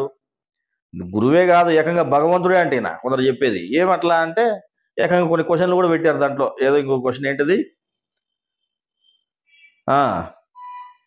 సత్యాన్వేషకతలో గుహలో ఈయన రాజయోగానందన్ ఒక ఆయన, ఇద్దరు భగవంతులే, ఏకకాలంలో ఇద్దరు భగవంతులు ఉన్నారు చూడు. అట్నే ఇంకోటి ఏంటది, బ్రహ్మం గారు తర్వాత వేమన యోగి, ఇద్దరు భగవంతులు ఒక ఏకకాలంలో ఎట్లున్నారు అంటే, బ్రహ్మం గారు కూడా భగవంతుడే, ఆయన తలకాయలు రహస్య గురువుడు చెప్తున్నాడు కాబట్టి ఈయన కూడా భగవంతుడే, ఆయన భగవంతుడే, ఇద్దరు ఏకకాలంలో ఉన్నారు చూడు. అంటే ఇప్పుడు మీరు కూడా భగవంతుడిని చెప్పి పిలిపించుకోవాలని నీ సావా? నాకు అర్థం కాదు. పోనీ ఆ రహస్య గురువు నీకు ఒకనికే ఉన్నాడు, ఇంకొకరికి లేరా? ఎవరైనా ఆయన రహస్య గురువన్య ఆత్మన్య రహస్యాత్మన్య నువ్వు ఎన్ని పేర్లు పెట్టుకున్నా ఉండేవాడు ఒకడే, వాడు 6వ నంబరు. ఆయన కాకుండా నువ్వు ఉండేవాడు 3వ నంబరు జీవునివి. మీ ఇద్దరు కాకుండా ఎవడైనా ఉన్నాడంటే ఒకడే పరమాత్మ. ఆయన అణువణువున వ్యాపించున్నాడు, నీ శరీరం లోపల ఉన్నాడు, బయట ఉన్నాడు, అంతా ఉన్నాడు. ఈ విధంగా ఇటువంటి వాళ్ళు మాయ కమ్మేసినటువంటి వాళ్ళై ఇటువంటి ధర్మ వ్యతిరేకమైన బోధలు చేస్తున్నారు. అర్థమైందా? ముగ్గురు పురుషుల విధానము గురువు చెప్తే, త్రైత సిద్ధాంతముగా దాన్ని చెప్తే, ఈ ముగ్గురు పురుషులు కాకుండా ఇంకొకరిని పట్టుకొచ్చి 4 ఆత్మలు అంటున్నాడు. వినిపించింది కదా నాకు ఆయన మాటల్లోనే, 4 ఆత్మలు, లేదా కర్తైన ఆత్మ, కార్యకర్తైన ఆత్మ. ఆత్మే 2 రకాలు, ఆత్మను 2 రకాలు చేసినారు, కర్తైన ఆత్మ, కార్యకర్తైన ఆత్మ. పరమాత్మ మళ్ళీ బయట ఉన్నాడు, ఈ కర్తైన ఆత్మని కూడా మళ్ళీ పరమాత్మే అంటున్నారు వీళ్ళు. మళ్ళీ జీవుడు వేరు. అట్లా 4 రకాలుగా 4 ఆత్మలను చేసి మొత్తం మీద త్రైత సిద్ధాంతానికి ఎసురు పెట్టేదానికి అంటే మాయ మొదలు పెట్టింది. ఇటువంటి వాళ్ళు పురుగులుగా అంటే వేరు పురుగులుగా తయారయ్యారు త్రైత సిద్ధాంతానికి పట్టినటువంటి చీడ పురుగులు వీళ్ళు. అర్థమైందా? ఈ మధ్య వీళ్ళు స్వామివారి ప్రతిమను తయారు చేసి ఊరేగింపు ఉత్సవం చేయాలా అనేటువంటి ప్రయత్నం చేశారు. దానికి మందిరానికి సంబంధించినటువంటి వాళ్ళు అడ్డుపడ్డారు అని చెప్పని తెలిసింది. ఎప్పుడు జరిగింది? 3వ తారీఖు రోజు. 3వ తారీఖు రోజు, ఏప్రిల్ 5వ తారీఖు రోజు స్వామివారి పుట్టినరోజు అయితే, 3వ తారీఖు రోజు మందిరానికి సంబంధించినటువంటి వాళ్ళు 2-3 అక్కడికి వెళ్ళి వీళ్ళు చేయడానికి వీలు లేదు అని చెప్పారు. అతను నేను చేసేదేనంటే వీళ్ళు పోయి పోలీస్ స్టేషన్లో కంప్లైంట్ చేయడం జరిగింది. మరి అక్కడ ఏం జరిగిందనేది అతని వర్షన్లో, ఎవరి వర్షన్లో, ఈ బ్రహ్మంగారు అని చెప్పుకునే ఆయన ఏం చెప్పాడు బయటికి, 5వ తారీఖు అందరూ జనాలు దగ్గరకు పోతానే నా దగ్గరికి 30 మందో 40 మందో వచ్చినారు, అందరూ నువ్వు చేయకూడదన్నారు, నేను ఒప్పుకోలేదు, పోలీస్ స్టేషన్కి పోయి కంప్లైంట్ చేసినారు, కేసు పెట్టినారు. ఆడికి పోయిన తర్వాత ఆయన జగద్గురువు కాదు, మాకు మాత్రమే గురువు, మాకు మాత్రమే తండ్రి, మీకు తండ్రి కాదు గురువు కాదు అని చెప్పని మాట్లాడినారు అని చెప్పని ఈయనందరికీ చెప్పడం జరిగింది. అంటే అక్కడికి వచ్చినటువంటి వాళ్ళని రెచ్చగొట్టడం జరిగింది, అతివాదం. ఆయన జగద్గురువు కాదంట, వాళ్ళకు మాత్రమే తండ్రి అంట, మనకు తండ్రి కాదంట, లేకపోతే ఇంకోటి గంట, జగద్గురువుని కాదన్నారు ఆయన్ని అని చెప్పని. అర్థమైందా? ఆ విధంగా రెచ్చగొట్టడంతో కొంతమంది ఆవేశానికి లోనైపోయి, అదేంటి స్వామివారి ప్రతిమను ఉత్సవం చేస్తే వద్దన్నారా, ఆయన జగద్గురువు కాదన్నారా అని చెప్పని ఊగిపోయి, మా నారాయణమూర్తితో ఆయన ఉన్నాడు, నారాయణమూర్తి, ఎర్రజెండా అని యా పక్కకి గాలి ఇచ్చి ఆ జెండా ఎత్తుకుని పరిగెడతాడు ఆయన. మేము ఇది మొదట్లోనే చెప్పాము, జ్ఞాన విషయాల దగ్గర ద్వేషము అసూయ ఉండకూడదు అని చెప్పని. నువ్వు అజ్ఞానం ఏదైనా ఉంటే జ్ఞానంతో ఖండించు, కానీ నీ వ్యక్తిగత ద్వేషాలకి. ఈయన ఏం చేశారు, ఈ నారాయణ అనే వ్యక్తిని కొంతకాలం క్రితం మందిరం వాళ్ళు పోయి అతనితో అగ్రిమెంట్ ఏదో రాయించుకున్నారు బలవంతంగా, అతని మీద ఏదో కేసు పెట్టి అగ్రిమెంట్ రాయించుకున్నారు. ఏమని, నువ్వు చక్రాలు పెట్టుకోకూడదు, నువ్వు స్వామి పేరు చెప్పకూడదు అని మొత్తానికి ఏదో అగ్రిమెంటు రాయించుకున్నారు అని తెలిసింది. అది దృష్టిలో పెట్టుకొని ఈయన కొన్ని రోజులు చక్రాలు కూడా పెట్టుకోలే. నువ్వు చక్రాలు పెట్టుకొని నీకు ధైర్యం లేదు. ఆ రోజు చక్రాలు పెట్టుకోకుండా విభూతి రేఖలు గీసుకొని మరి నువ్వు వీడియోలు చేసావు. నువ్వు ఏం మాట్లాడుతున్నావు కూడా నీకే తెలియదు. రావణ బ్రహ్మ భక్తులు గొజ్జావాళ్ళు అని చెప్పని మాట్లాడినావు. ఆ రోజు వాళ్ళు గొజ్జావాళ్ళ లేకపోతే ఇంకోటి నువ్వు పోయి చూసి వచ్చినావా? అంటే నీకు ఆ రోజు రావణ బ్రహ్మ భక్తులు రావణ బ్రహ్మ తక్కువలుగా కనిపించినారు నీకు. ఈరోజు ఛత్రపతి శివాజీ భక్తులు వీళ్ళు గొప్పలుగా కనిపించినారా? ఇవన్నీ తలతిక్క మాటలంటారా ఏమంటారు దీనిని? ఒరే మీరు ఇంకా ఇప్పుడు నేర్చుకుంటున్నారేమో ఈ విధంగా అతివాదం అనేది, మనుషుల్ని రెచ్చగొట్టడం అనేది. ఎవరు ఈ బ్రహ్మగారు అని చెప్పుకునే వ్యక్తి కానీ, ఇంకో ఈ వీడియో పెట్టాడు నారాయణ లాంటి వాళ్ళు కానీ, నారాయణమూర్తి లాంటి వాళ్ళు కానీ,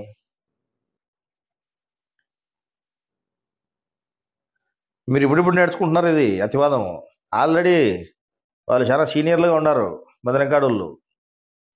మీరు చెప్పినట్టుగా నిజంగా 30 మంది 40 మంది అటుకు వచ్చింటే మిమ్మల్ని తన్ని మూలకు వచ్చిపెట్టింది ఈ పాటికి. వాళ్ళు అంతమంది రాలేదు కాబట్టి, వాళ్ళు 2-3 వచ్చారు కాబట్టి మీరు వినకపోతే వాళ్ళు పోయి పోలీస్ స్టేషన్లో కేసు పెట్టడం జరిగింది. అది జరిగిన సంఘటన. అర్థమైందా? లేదంటే వాళ్ళు ఆల్రెడీ మీరు ఇంకా కొత్తగా ఇప్పుడు అతివాదం మొదలుపెట్టి మీరు తీవ్రవాదులను ఇంకా తయారు చేయలేము. తీవ్రవాదులను కానీ ఉగ్రవాదులను కానీ వాళ్ళు ఆల్రెడీ అతివాదులు ఎప్పుడో అయినారు, అతివాదులు ఉన్నారు. అతివాదులతో పాటు తీవ్రవాదులు ఉగ్రవాదులు కూడా ఆల్రెడీ రెడీగా ఉన్నారు. ప్రత్యేకించి మీరు ఇంకా మీ మాది ట్రైనింగ్ చేయాల్సిన పని లేదాడ. అర్థమైందా? అందువల్ల మీరు ఏం మాట్లాడుతున్నారో ఒకసారి చూసుకొని ఇది అతివాదమా లేకపోతే జ్ఞానమా మనం మాట్లాడుతూ ఉండేది. నువ్వు చక్రాలు పెట్టుకోకుండా విభూతి రేఖలు పెట్టుకొని నాకు ప్రాణహాని ఉందని ఒక వీడియో చేసి, ఏం ప్రాణహాని ఉందో నీకు? కొన్ని ఎవరితో ప్రాణహాని ఉందో చెప్పావా? అది కూడా చెప్పలేని ధైర్యం లేదు మళ్ళీ ఆ రోజు. ఈ పొద్దు నీకు ఎవడో ఏదో చెప్తే వాడి మాటలు విని నేను సైనికుడిని, నువ్వు దేవుని సైనికుడు, మా ఆయన సైనికునివే. నువ్వు దేవుని సైనికుడు అయితే ఇటువంటి అధర్మాలు బోధించే వాళ్ళు మొత్తానికి త్రైత సిద్ధాంతానికే వ్యతిరేకంగా ముప్పు తీసుకొచ్చేటువంటి, అంటే అర్థం లేకుండా చేసేటువంటి మాయలో కూరుకుపోయినటువంటి బోధన నువ్వు ప్రోత్సహిస్తావా? 70% ధర్మాలు ఉన్నాయి, 30% మాత్రమే అధర్మాలు అని చెప్తావు. 70% ధర్మాలు ఏమిటో చెప్పు. నోరుంది కదా అని ఇష్టం వచ్చినట్టు మాట్లాడేది నేర్చుకున్నారా? జ్ఞానం దగ్గర భయంగా ఉండాలా? మీరు దేవుని దగ్గర జ్ఞానం దగ్గర భయంగా ఉండాలా? లేదంటే లేని కర్మలను సంపాదించుకుంటారని గురువు చెప్పేది మీకు గుర్తులేదా? మళ్ళీ మీరు ఈ పని చేసినారు, మీకు శిక్ష పడిపోయింది, తీర్పు తీర్చబడింది, పలానా మీరు ఆడవాళ్ళుగా పుడతారు, మీరు ఇంకోటి పుడతారు. నువ్వు తీర్పులు కూడా నువ్వే తిరుగుతావా? దేవుడు చేసే పని కూడా నువ్వే చెప్తావా?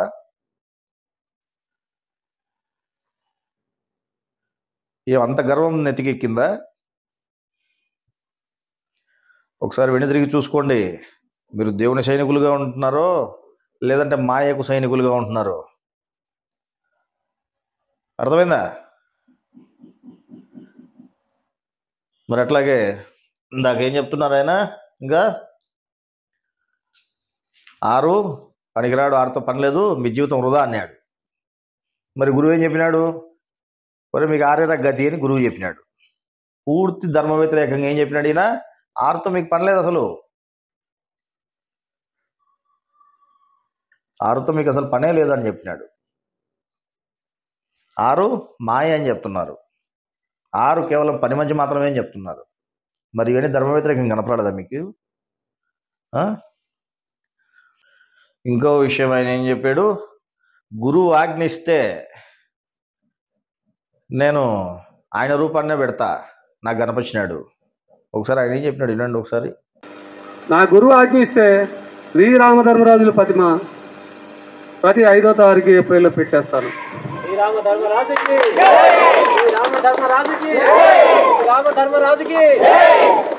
రూపాయి పిల్లకి బొమ్మ బరుసున్నట్టు గురువుకి స్థూల రూపం ఉంది, సూక్ష్మ రూపం ఉంది. ఆ సూక్ష్మ రూపం నాకు దర్శనం ఇచ్చినప్పుడు ఆ రూపాన్ని ప్రతి ఊర్లో కూడా పెట్టిస్తాను అవసరమైతే. మరి ఈ రూపం పెట్టాలా, ఆ రూపం పెట్టాలా, మీరంతా ఆలోచించుకోండి. నేను ఇక్కడ కోల్పోయినా నేను బాధపడలేదు. మీరు అలా చేసినందుకు నా గురువుని ప్రకటించుకోవడానికి కూడా నాకు అవకాశం వచ్చింది.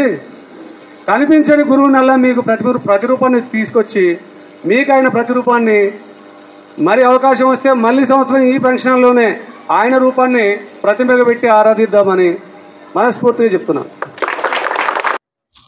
నేను చెప్తున్నాడు ఆ 9వ నంబర్గా ఉండే ఆయన అంటే ఎవరు పరమాత్మ నాకు రహస్య గురువుగా ఉన్నాడు. నాకు కనపడతాడు, నాకు చెప్తాడు జ్ఞానం. నేను చెప్తానా, నాకు దర్శనం ఇస్తాడు. ఆయన సూక్ష్మంగా ఉంది, సూక్ష్మ రూపం ఉంది ఆయనకి. ఆయన కనిపించినప్పుడు ఎవరు? దేవుడు. 9వ నంబర్గా ఉండే దేవుడు ఆయనే గురువు. ఆయనే ప్రబోధన కూడా కాదు. ఇప్పుడు ప్రబోధనగా ఉన్నాడంట అంతవరకు. ఇప్పుడు రామధర్మజులు అంట, ఈయన తలకాయలు ఉంటే రామధర్మజులు.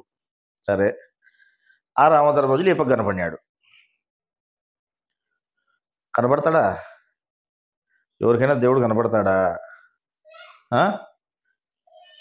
పోనీ మీరు అనుకున్నట్టుగా పరమాత్మే కానిలే, లేదు మేము అనుకున్నట్టుగా ఆత్మే కానిలే, ఎవరైనా మీకు కనపడతారా?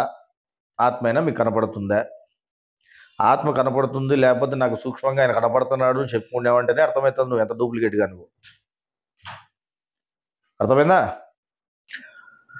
మరి ఈ విధంగా నాకు ఆత్మ కనపడతాడు, లేకపోతే పరమాత్మ రహస్య గురువు కనపడతాడు, సూక్ష్మ రూపం ఉంది, నాకు దర్శనం ఇస్తాడు, ఆ రూపాన్ని నేను బయటికి పెడతా అందరికీ. మరి ఇది అధర్మం కాదా? అసలు ఏది అధర్మమో ఏది ధర్మమో కూడా తెలియని పరిస్థితుల్లో ఉంటున్నారు జనాలు. సరే, గురువు ఏం చెప్తున్నాడు వినండి.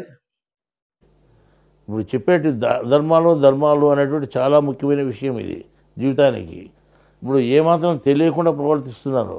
ధర్మాలు అధర్మాలు అనేది తెలియకుండా వాడు ఏం చేస్తాడంటే నేను ధర్మం ప్రకారమే ప్రవర్తిస్తున్నాడు. ఏం ధర్మం ప్రకారం అంటే పొద్దున్న లేచి దేవునికి ముక్కొని పోతున్నాను నేను అంటే, యా దేవుడు అంటే మా ఇంటి దేవుడు. ఇంటి దేవుడు ఎవరు ఉన్నారంటే వాళ్ళ ఇంటికి ఓ దేవుడు ఉన్నాడట, నరసింహస్వామి. అబోబులో నరసింహస్వామి వీళ్ళ ఇంటి దేవుడు అంట. ఎట్లా ఇంటి దేవుడు అయితే సంవత్సరం ఆడిపోయి ఉప్పు బెల్లు వచ్చేస్తున్నా బేళ్ళ బియ్యం ఇచ్చొచ్చాడంట. బేళ్ళ బియ్యం అయిపోయి భూలేక వస్తాయంటే ఇప్పుడు బేళ్ళ బియ్యం ఇచ్చొచ్చే ఇంటి దేవుడు అంట. అదేంటి ఇంటి దేవుడు? నీ ఇంట్లో ఇది శరీరం అనేది నీ ఇంట్లో దేవుడు ఉన్నాడు, ఆత్మ. ఆడు ఇంటి దేవుడు నీకు. ఇక్కడ బయట ఉండేవాళ్ళు ఇంటి దేవుళ్ళ, వాళ్ళు బయట కొండబడిన దేవుడు, ఇంట్లో దేవుడు కాదు. ఇంటి దేవుడు కాదు. నీ ఇంట్లో ఎప్పుడైనా ఉన్నాడా? ఇంటికి వచ్చేదానికి ఇంటి దేవుడు అనేదానికి అన్న కొండ మీద ఉన్నాడు ఆయన. నీ ఇంటి దేవుడు ఎట్టేస్తాడు? ఇంటి దేవుడు అనేదానికి ఒక అర్థం ఉంది. నీకు ఒక ఇండ్లు ఉంది, నువ్వు దాంట్లో ఉండవు. ఉండే ఇంట్లోనే ఇంకో దేవుడు ఉన్నాడు, ఆయన ఇంటి దేవుడు. ఆయన ఎవరు? నీ పక్కలో ఉన్నాడు, నీ వెనకలో ఉన్నాడు, చూస్తున్నాడు. ఎప్పుడైనా చూసినావను? నువ్వు చూడలేదు, ఎవడు చూడలేదు ఇంతవరకు. వాడు చెప్తున్నాడు ఆత్మను తెలుసుకోవాలని చెప్తాడు. అడిగి పోతే ఆత్మదర్శనం ఇస్తుంటాడు. మేము 3 ఏళ్ళు పోయినాను, ఆత్మదర్శనమే కాదు నాకు. 3 ఏళ్ళు వస్తే ఆత్మదర్శనం అవుతుందా? చచ్చిపోయేంత కాదు. నువ్వు ఎవరు సక్రమంగా తెలిసి చేసేది వచ్చేది నీకు తెలిసిందని చెప్తున్నాడు. ఎందుకంటే నాకైంది ఆత్మదర్శనం, మీకైందా? నేను చెప్పినాను, నేను చూసిన ఆత్మని. మీరు చూశారు ఎవరన్నా? ధ్యానం చేసేవాడు చూశాడా? తపస్సు చేసేవాడు చూశాడు ఎవడన్నా? ఎవడు చూశాడు చెప్పను? ఎవడు ఇంతవరకు చూడలేదు.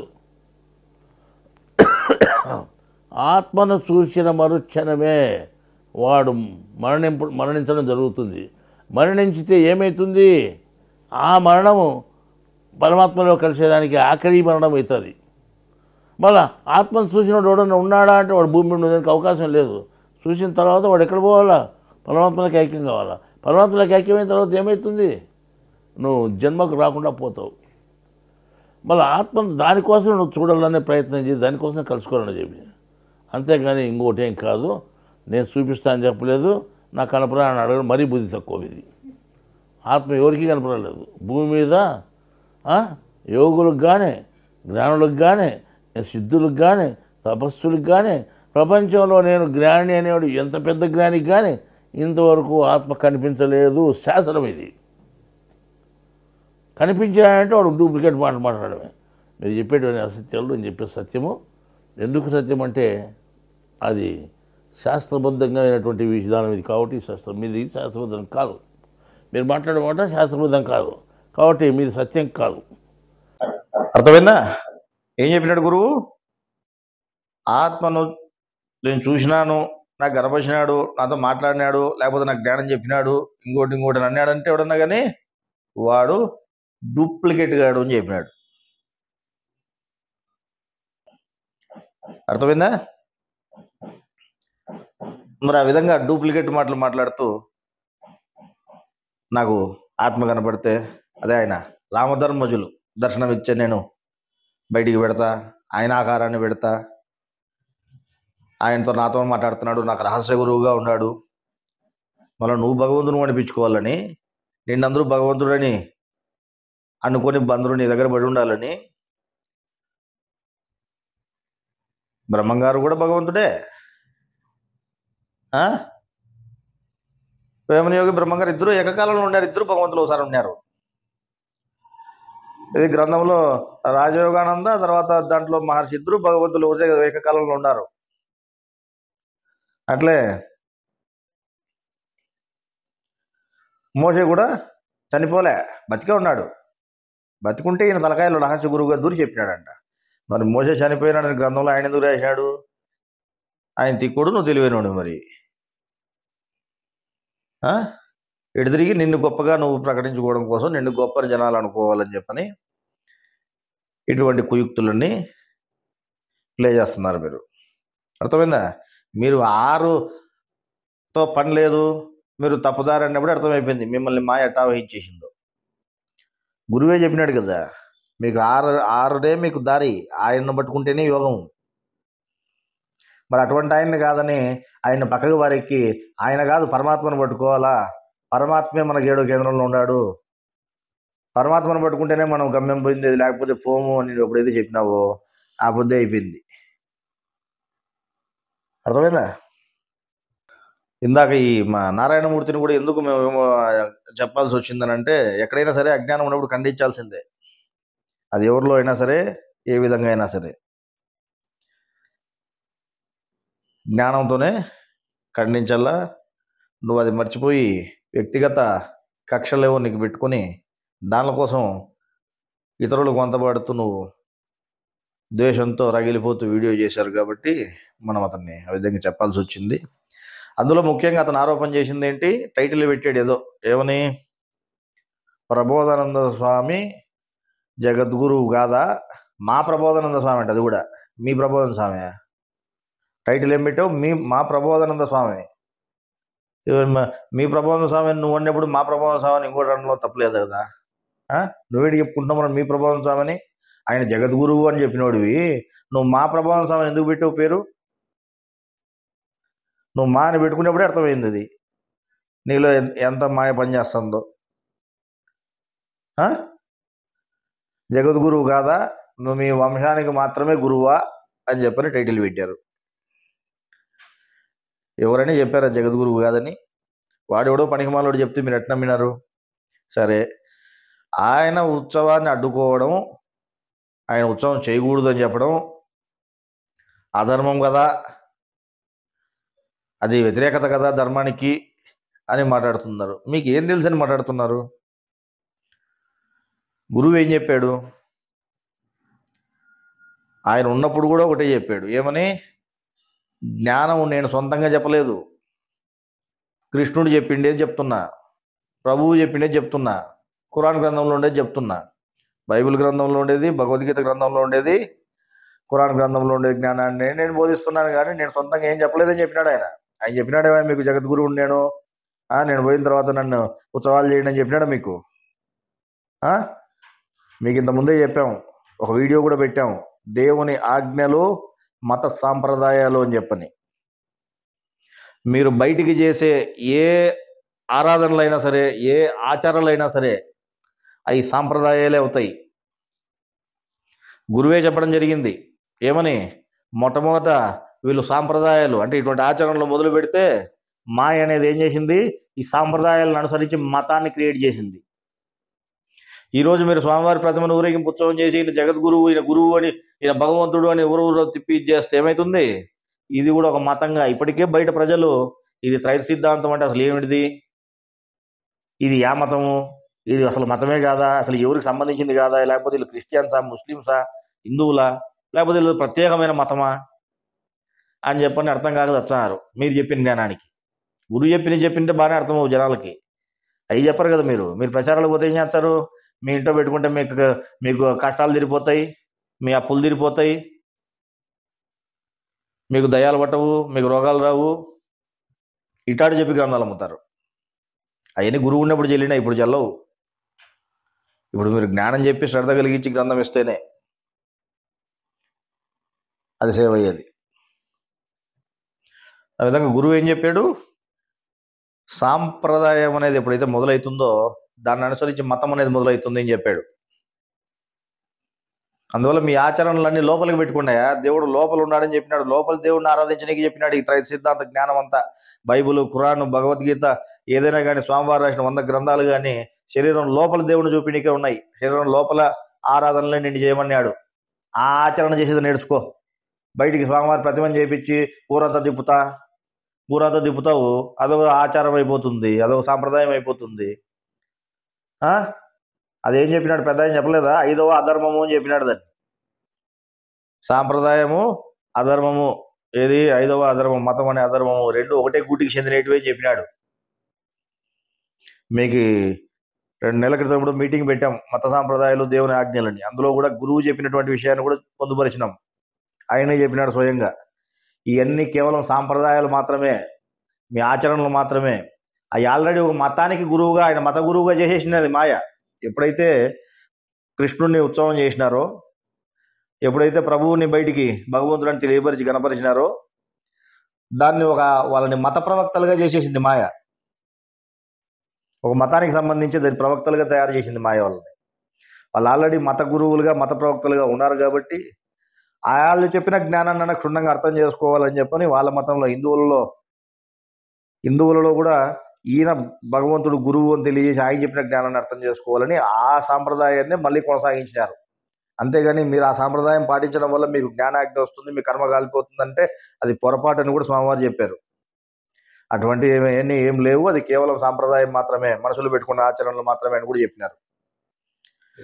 ఇటువంటి ఆచరణలను అనుసరించే మతం అనేది తయారైందని కూడా చెప్పారు.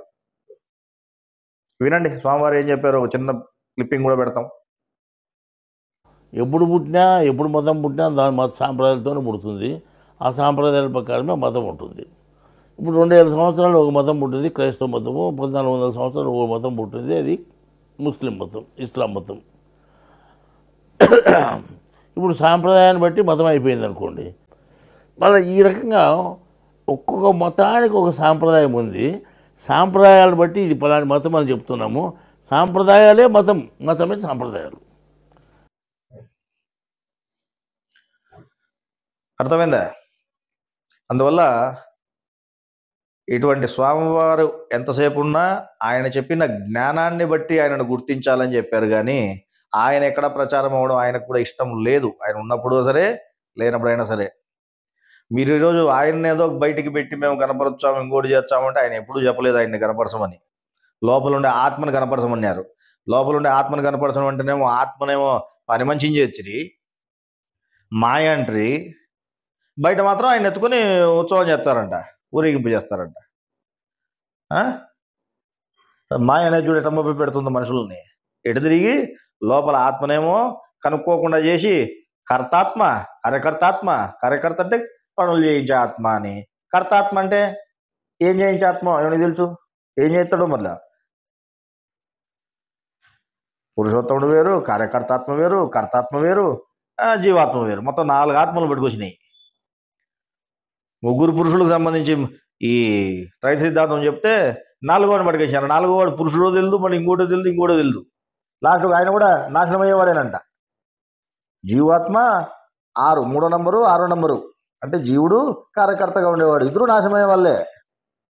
కార్యకర్త నాశనమైన ఇవ్వడని చెప్పినాడు, మీకు ఎవరని చెప్పినారా? ఈ విధంగా అనవసరమైనటువంటి మీ ఊహలన్నింటినీ జ్ఞానానికి రుద్ది దీన్ని అజ్ఞానంగా మార్చడమే కాకుండా మాయ ఏం చేసింది తెలివిగా సన్నగా స్వామివారి ప్రతిభను బయటికి పెట్టి నన్ను భగవంతుడని బయటికి ఉత్సవం చేయించే ఏమవుతుంది, అంతకుముందు చేపించిన అట్లనే ఒక ఆచారం మొదలు పెట్టించి ఆ ఆచారానికి అంటే ఆ సాంప్రదాయానికి అనుబంధంగా ఆ సాంప్రదాయాలతో ఏం మొదలవుతుంది వెనకాల దానికి అనుకునే వచ్చేది మతం అనేది వచ్చేస్తుంది బయట ఆటోమేటిక్గా. మనుషుల్లో తలలో ఇదంతా ఒక మతము అనేది క్రియేట్ చేసేస్తుంది మాయ. నువ్వు ఎప్పుడైతే సాంప్రదాయం బయటకు వచ్చిందో వెంటనే మతము త్రైత సిద్ధాంతమా అదొక మతం. అది మాయ ప్లాను. వాళ్ళు మరి మందిరంలో తెలిసాపారో తెలియకాపారో కానీ వాళ్ళు మంచి పనే చేశారు. ఎక్కడైనా సరే మంచి పనిని ఒప్పుకోవాల్సిందే, తప్పుడు పనిని ఇది తప్పుడు పని అని చెప్పాల్సిందే. అర్థమైందా? ఇంకొక ఆయన అంటున్నాడు మొన్న, అదేంటన్నా మీరు యోగము అంటే మీరు ఆత్మ మీద ధ్యాస పెట్టాలా, మీ మనోబుద్ధులని ఆత్మ మీద పెట్టాలా, 2 ఆజ్ఞల ప్రకారమే నువ్వు లోబడి ఉండాలా, ఆజ్ఞకు లోబడే ఉండాలా, ఏ యోగమైనా సరే అట్లే ఉంటుంది అని చెప్పని మీరు మాట్లాడుతున్నారు. మరి ఏ విధంగా సాధ్యము? ఆత్మ కనపరాడు కదా, కనపస్తేనే కదా ఆయన మీద పెట్టుకోవడానికి. మాకు కనపరాడం లేదే. ఎవరు చెప్పినారా ఆత్మ కనపడుతుందని? దేవుడు ఎప్పుడైనా చెప్పినాడు మీకు? గురువు అనే చెప్పినాడు? పోనీ ఏ దైవ గ్రంథంలో ఆత్మ కనపడుతుంది అని చెప్పినారా? ఆత్మ ఏ విధంగా ఉందనేది నువ్వు తెలుసుకోవడం కోసమే ఆధ్యాత్మికం. ఆధ్యాత్మికం ద్వారా ఏం తెలుస్తూ ఉంది? నీ శరీరంలో ఏ విధంగా శక్తిగా ఆత్మ నిన్ను ప్రతి అవయవాన్ని కదిలిస్తూ ఉంది, నీ చైతన్య శక్తిగా ఏ విధంగా ఉంది, నీ ధాతుకణాలు ఏ విధంగా మండిస్తూ ఉంది, నీ మూత్రపిండాలు ఏ విధంగా నీటిని వడగడుతున్నాయి, రక్తాన్ని, అట్లాగే నీ ఊపిరితిత్తులు ఏ విధంగా ఆడుతున్నాయి, నీ ప్రతి పని ఏ విధంగా జరుగుతూ ఉంది, ఏ విధంగా ఆయన చైతన్య శక్తిగా ఉన్నాడు నీకు అని తెలియజేసేదే ఆధ్యాత్మికం. ఆ విధంగా నువ్వు ఆత్మను తెలుసుకోవాల్సిందంటే నువ్వు జ్ఞాన దృష్టి ద్వారా ఆత్మను ఈ విధంగా ఉండాలని తెలియచ్చు, కానీ ఆత్మను చూసేదానికి వీలు లేదు. ఇందాక చెప్పారు కదా గురువు, ఎవడైనా ఆత్మను చూసినాడంటే వాడు డూప్లికేట్ గాడు. భూమి మీద ఎవడే కానీ, వాడు యోగి కానీ, జ్ఞాని కానీ, ఇంకోటి కానీ ఎవడు చూసినోడు ఇంతవరకు లేడు. మరి అదేంది ఆత్మ అంటే? అదేంటి మొన్న ఒక ఆయన అంటున్నాడు, అదేంటన్నా మరి యోగం అంటే కలయిక కదా, మనం ఆత్మతో కలిసిపోతాం కదా, ఆత్మను చూస్తేనే కదా యోగం అయ్యేది. ఆత్మను చూస్తే యోగం అయ్యేది. ఆత్మను కలయిక, ఆత్మతో కలయిక అంటే నువ్వు ఆత్మతో నువ్వు చూసినావని చెప్పినాడా? ఈ విషయం దగ్గర కొంతమందికి ఈ సరిగా అవగాహన లేదు. ఎక్కువ మంది మరి ఆత్మను కలయిక అంటేనే అంతే కదా యోగం అంటే, ఆత్మను మనం చూస్తేనే కదా యోగం అయ్యేది, బ్రహ్మయోగంలో ఆత్మతో కలిసే ఉంటాము, యోగంలో అయినా ఆత్మను మనం చూస్తేనే యోగం అయ్యేది అని చెప్పని మాట్లాడే వాళ్ళు ఉన్నారు.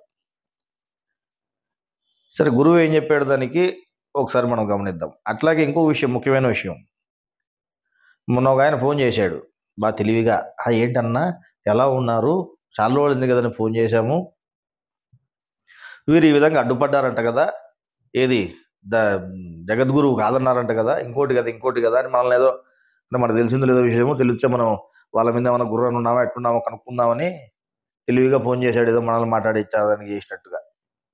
ఒరే నాయన, మెట్రటోళ్ళని మాకు పెద్ద ఆయన ఎంతమందినో చూపించినాడు, ఆవులు ఇచ్చే పేగులు లెక్క పెట్టేది కాదు, పండ్లు లెక్క పెట్టేది నేర్చుకోవాలా అని చెప్పి మరీ నేర్పించినాడు మాకు. అర్థమైందా? మీరు ఇటువంటి ట్రిక్కులని మా దగ్గర చేయొద్దండి. మేమేం చెప్తామో ఇంకోటి చెప్పాలనో లేకపోతే రికార్డింగ్ చేసి ఇంకోటి రిపీట్లనో మీరు ఇట్లాంటి ఆలోచనలు ఇట్లాంటి యోచనలు మా దగ్గర పెట్టుకోవాల్సిన అవసరం లేదు. మేము ఏదున్నా ఓపెన్గానే మాట్లాడతాం. మా లోపల ఏదుందో అది ఓపెన్గా మేము మాట్లాడతాం, ఉన్నట్టుగా చెప్తాం. ఏ దాచిపెట్టుకుని మూసిపెట్టుకునేది ఏం లేదు. ఎవరిది తప్పు అయితే ఎవరిది తప్పు అంటాము, ఎవరిది ఒప్పు అయితే ఒప్పు అంటాం. మొన్న ఆయనతో మాట్లాడినప్పుడు ఇట్లనే సందర్భం వచ్చినప్పుడు ఆయన ఏం చెప్తున్నాడు, యోగం అంటే కర్మయోగము, బ్రహ్మయోగము, కర్మ ఆత్మను తెలుసుకునేకి, భక్తి యోగం అనే రకంగా పరమాత్మను తెలుసుకునేకి, అందువల్ల మనం ధర్మాలను వదిలేస్తే పరమాత్మ దొరుకుతాడు, సర్వధర్మాన్ని పరిత్యజ అన్నాడు, కాబట్టి మేము పరమాత్మను పట్టుకుంటాము అని మాట్లాడిన వాళ్ళు కూడా ఉన్నారు. సరే, మీకు ఏ ధర్మాలు వదిలేసినా అన్ని ధర్మాలు తెలియజేసేది ఎవరిని తెలియజేస్తాయి? ఆత్మను తెలియజేస్తాయి. ఆత్మ ఈ విధంగా ఉండాడు అని తెలియజేస్తాయి. మొన్న ఒక అతను చెప్తున్నాడు, అతను ఎవరు, ఈ బ్రహ్మంగారని అతనే అనుకుంటా, ఏమని ఆత్మకు ధర్మాలు లేవు కానీ కార్యకర్త ఆత్మకు ధర్మాలు ఉన్నాయి. ఎవరైనా ఈ ఆత్మైనా ఒకటే, ఆయనకు ధర్మాలు లేవు, ఆయన తెలుసుకోనికి ధర్మాలు ఉన్నాయి. ఈ ధర్మాలన్నీ ఆయన తెలిపేటివే. ఆయన తెలుసుకోనికి ఉండే ధర్మాలు. ఆయన ధర్మయుక్తంగా నడుపుతాడు, అంతేగాని ఆయనకు ధర్మాలు లేవు. గురువు చెప్పినది మీకు అర్థం కాక మీరు తికమకైపోయి మీరేందో మీ ఊహలన్నింటినీ జ్ఞానానికి తెచ్చి రుద్దాలంటే అది ఎవడు తిక్కలోడు ఎవడు లేడు. ఎవరో ఉంటారు కొంతమంది మిమ్మల్ని నమ్మి గుడ్డిగా పోయేవాళ్ళు. సరే, ముఖ్యంగా గురువు ఏం చెప్పాడు అనేది గమనిద్దాం. మనం ఎంతసేపు చెప్పుకున్నా ఏం ప్రయోజనం లేదు, కానీ మనిషి మాటలు అయితే మనవి కూడా. గురువు ఏం చెప్పాడు అనేది మనకు ముఖ్యము. ఆత్మని చూస్తే అంటే కలిస్తే అది కలయిక అవుతుందా? యోగము అంటే కలయిక అన్నప్పుడు లేదు, ఆత్మతో కలిసి అనుభవించేదాన్ని కలయిక అంటారా? ఈ విషయం దగ్గర చాలామంది కన్ఫ్యూజన్ ఉంది, అది ఒకసారి తెలుసుకోండి. నేను ధర్మాలు ఇవి అని చెప్పాను. ఏది ధర్మము ముఖ్యమైనది మీకు కర్మయోగము, రెండోది బ్రహ్మయోగము, మూడోది భక్తి యోగము అని చెప్పాను. భక్తి యోగాన్ని సులభమే కానీ ఆచరించలేరు. భక్తి యోగం సులభమైందే కానీ ఆచరించడం కష్టం. మళ్ళా ఈ రెండు యోగాలు ఆచరించాలి. ఈ రెండు యోగాలు తెలుసుకుంటే భక్తి యోగం తెలుస్తుంది. యోగము అనేటువంటిది ఏది? యోగము అంటే ఏమి అంటే యోగం అంటే కలయిక అంటాం, అనుభవించేది అంటాం. అర్థమైందా? దాంతో కలిసి అనుభవించేది అంటాం. ఏదాంతో కలిసి అనుభవించేది? నీలో, నీ శరీరంలో నీ ప్రక్కనే ఒక ఆయన ఉన్నాడు, ఒకడున్నాడు. వాడు నువ్వు వేరువేరుగా ఉన్నారు ఇంతవరకు. అట్లా కాకుండా వాడు నువ్వు ఇద్దరు కలిసిపోయేది యోగం అయ్యేది. యోగం అంటే కలయిక. వాళ్ళిద్దరూ కలిసిపోవడమే యోగము అంటాం. మళ్ళా నువ్వు నీ పక్కన ఉండే ఆత్మలోని కలిసిపోవాలి అంటే ఏం చేయాలి? ఎవరితో కలుస్తావు? నువ్వు ధ్యానం చేసినంతసేపు కలుస్తావు, యోగం చేసినంతసేపు కలుస్తావు, కానీ ఎప్పుడవుతూ కలుస్తావు? కలిసేదానికి ప్రయత్నం యోగం అంటే దాన్ని కలిసేటువంటిది అని. మళ్ళీ ఇప్పుడు నువ్వు ఈ యోగము అనేది ఏదైతే ఉందో ఎవరినే కలిపేదానికి ఉంది? అది నీలో ఉండేటువంటి దేవునిలో కలిపేదానికి ఉంది. నీలో ఓ దేవుడు ఉన్నాడు, ఆ దేవునిలోకి నువ్వు కలిసిపోతే ప్రపంచవ్యాప్తంగా ఇంకో దేవుడు ఉన్నాడు, ఆ దేవునిలోకి అప్పుడు నువ్వు మొత్తం కలిసిపోతావు. ఇక్కడ లేదు, అక్కడ పోయేదానికి లేదు. నువ్వు పోవాలంటే ఈయన ద్వారానే పోవాలి. ఈయన ద్వారా ఇదే మార్గం, ఇదే దారి నీకు. ఈయన ద్వారా పోకుండా ఇంకా దారి లేదు నీకు. కాబట్టి నువ్వు మొట్టమొదటి శరీరంలో ఉన్న ఆత్మను తెలుసుకోవడమే యోగము. ఆ యోగాన్ని పొందేదానికోసము మనకి సులభమైన మార్గం ఇది కర్మయోగము అంటున్నాం. కర్మయోగాల్లో నువ్వు చేసుకుంటే పాపపుణ్యాలు లేకుండా పోతాయి. అన్నీ లేకుండా పోయిన తర్వాత చిట్ట చివరికి నువ్వు ఆత్మలో కలిసిపోతావు. ఆత్మ ఎక్కడుంది అంటే ఖురాన్లో చెప్తారు, 2వ సూర 186 ఆయతులో దేవుడు నీకు అత్యంత సమీపంలో ఉన్నాడు. నీకు దేవుడు అత్యంత సమీపంలో ఉన్నాడు, నీ పక్కనే ఉన్నాడు అని చెప్పాను. ఇంకా దీంట్లో బైబిల్ లేకపోతే ఏముంది? నీ పొరుగువాడు ఓడున్నాడు, వాడు ప్రేమించున్నాడు. వాడు ప్రేమించు అనే పదాన్ని ట్రాన్స్లేషన్ చేయడంలో పొరపాటుగా రాశారు, కానీ ప్రేమించు అనేది సరైన పదం కాదు, కానీ యోగించు అనేది సరైన, ఆయనలో కలిసిపో అనేది సరైన. అది పదం ఇలా తెలియక ప్రేమ గుణం అవుతుంది, మళ్ళీ పక్క పోతుంది అది. కాబట్టి ప్రేమ అనేది గుణం అవుతుంది, దానికి సంబంధం లేదు. యోగం అయితే నువ్వు ఆయనలో కలిసిపోతుంది. నువ్వు ఆయన ప్రేమించమని అంటే ఆయన దగ్గరికి పో అని చెప్పినాడు, అంతే. ఇక్కడ చెప్పినది కూడా ఇంకోటి ఏం కాదు ఆ ఉద్దేశంతో. మళ్ళీ నువ్వు లోపల ఉండే ఒక దగ్గరికి నువ్వు పోవాలంటే ఏం చేయాలి? ఎక్కడున్నారు? నీ లోపలనే ఓడున్నాడు. వాడు ఏం చేస్తున్నాడు? నువ్వు నిద్రపోయినాడు ఊపిరి కదిలిస్తున్నాడు, మేలుకున్నాడు కదిలిస్తున్నాడు. అర్థమైందా? నువ్వు చూస్తున్నావు కండ్రెప్పలు ఎన్ని తూళ్ళు మూసేది నీకు తెలియదు, ఎన్ని తూళ్ళు తెరిచేది తెలియదు. మామూలు మూసి తెరుస్తున్నాడు. ఎవడు? లోపలుండేవాడు ఆ పని చేస్తున్నాడు. అది గుడ్డు మీద తేమ ఉండాలి నీకు, కన్నుగుడ్డు మీద. ఆ తేమను ఏం చేస్తాడంటే అట్లా పూసిపోతాడు, వేపలు పూసినట్టు పూసిపోతున్నాడు ఆయన. ఆవిడ తేమ అంటే ఎప్పటికీ ఎల్లవేళ్ళు ఉంది. అది గుడ్డు ఆరిపోతే పోతాడు, కన్ను చూపు లేకుండా అది పలపలని మాడిపోతుంది. అందుకే నీ కనుసూపులకు ఇబ్బంది కాకుండా కనురెప్ప మూసి తెరుస్తున్నాడు. నీకు బ్లడ్ సర్క్యులేషన్ జరిగేదానికి ఊపిరితిత్తులు కదిలిస్తున్నాడు, గుండెని కదిలిస్తున్నాడు, శరీరం అంతా రక్తాన్ని తీసుకొని పోయి ప్రవహింపజేస్తున్నాడు. మూత్రపిండాల్లో నీ రక్తాన్ని వడబోసి మూత్రాన్ని పక్కకు నీ రక్తాన్ని ప్రక్కకు మారుస్తున్నాడు. మళ్ళీ శరీరంలో అణువణువునా పనిచేస్తున్నాడు ఆయన. అణువణువున అగ్గి కాలుతూ ఉంది, ఆక్సిజన్ పోయి మండుతూ ఉంది, కార్బోహైడ్రేట్స్ కలిపి మండిపోతున్నాయి. ఆ వేడే నీ శరీరం అంతా ఉంది. ఇప్పుడు 98.4 డిగ్రీలు ఉంది. మళ్ళీ ఈ వేడి ఎక్కడి నుంచి వస్తుంది? ఆయన లోపల మండ చేస్తూ వస్తుంది. అది ఏం మండ చేస్తుందో ఇలా పైన వ్యవహారం చేస్తున్నాం, లోపల వ్యవహారం ఏం తెలుసు మనకు. మళ్ళా ఈ లోపల ఉండేటువంటి వాడిని తెలుసుకునే దానికోసము నీకు కర్మయోగము అనేది ఒకటి, బ్రహ్మయోగం అనేది ఒకటి చెప్తే, మళ్ళీ వాని మీదనే భక్తిగా ఉండడానికి భక్తి యోగం అని ఒకటి చెప్పాడు. ఈ 3 యోగాలు లోపల ఉండేవాడిని తెలియజేసేదానికే ఉన్నాయి. ఆత్మను తెలియజేసే నిమిత్తమే 3 యోగాలు ఉన్నాయి. పరమాత్మను తెలియజేసే నిమిత్తం కాదు. పరమాత్మను తెలియజేసే నిమిత్తం ఏదీ లేదు, ఏ యోగము లేదు. కానీ ఆత్మను తెలియజేసే నిమిత్తం ఉన్నాయి. ఆత్మని తెలియజేసే నిమిత్తమును ఆచరిస్తే, అని చెప్పినట్టు ఆచరిస్తే, ఆత్మ నీకు తెలియబడితే అప్పుడు నువ్వు 3వ ఆత్మలోకి, పరమాత్మలోకి వెళ్ళడానికి అవకాశం ఉంది. నువ్వు 1వ ఆత్మము, 2వ ఆత్మ నీ పక్కన ఉంది, 3వ ఆత్మ ప్రపంచం అనువనులో ఉంది. నీ పక్కన ఉండేది ఏది? మధ్య ఆత్మ. ప్రపంచమంతా వ్యాపించినది ఈ ఆత్మ కంటే వేరుగా ఉండే పరమాత్మ.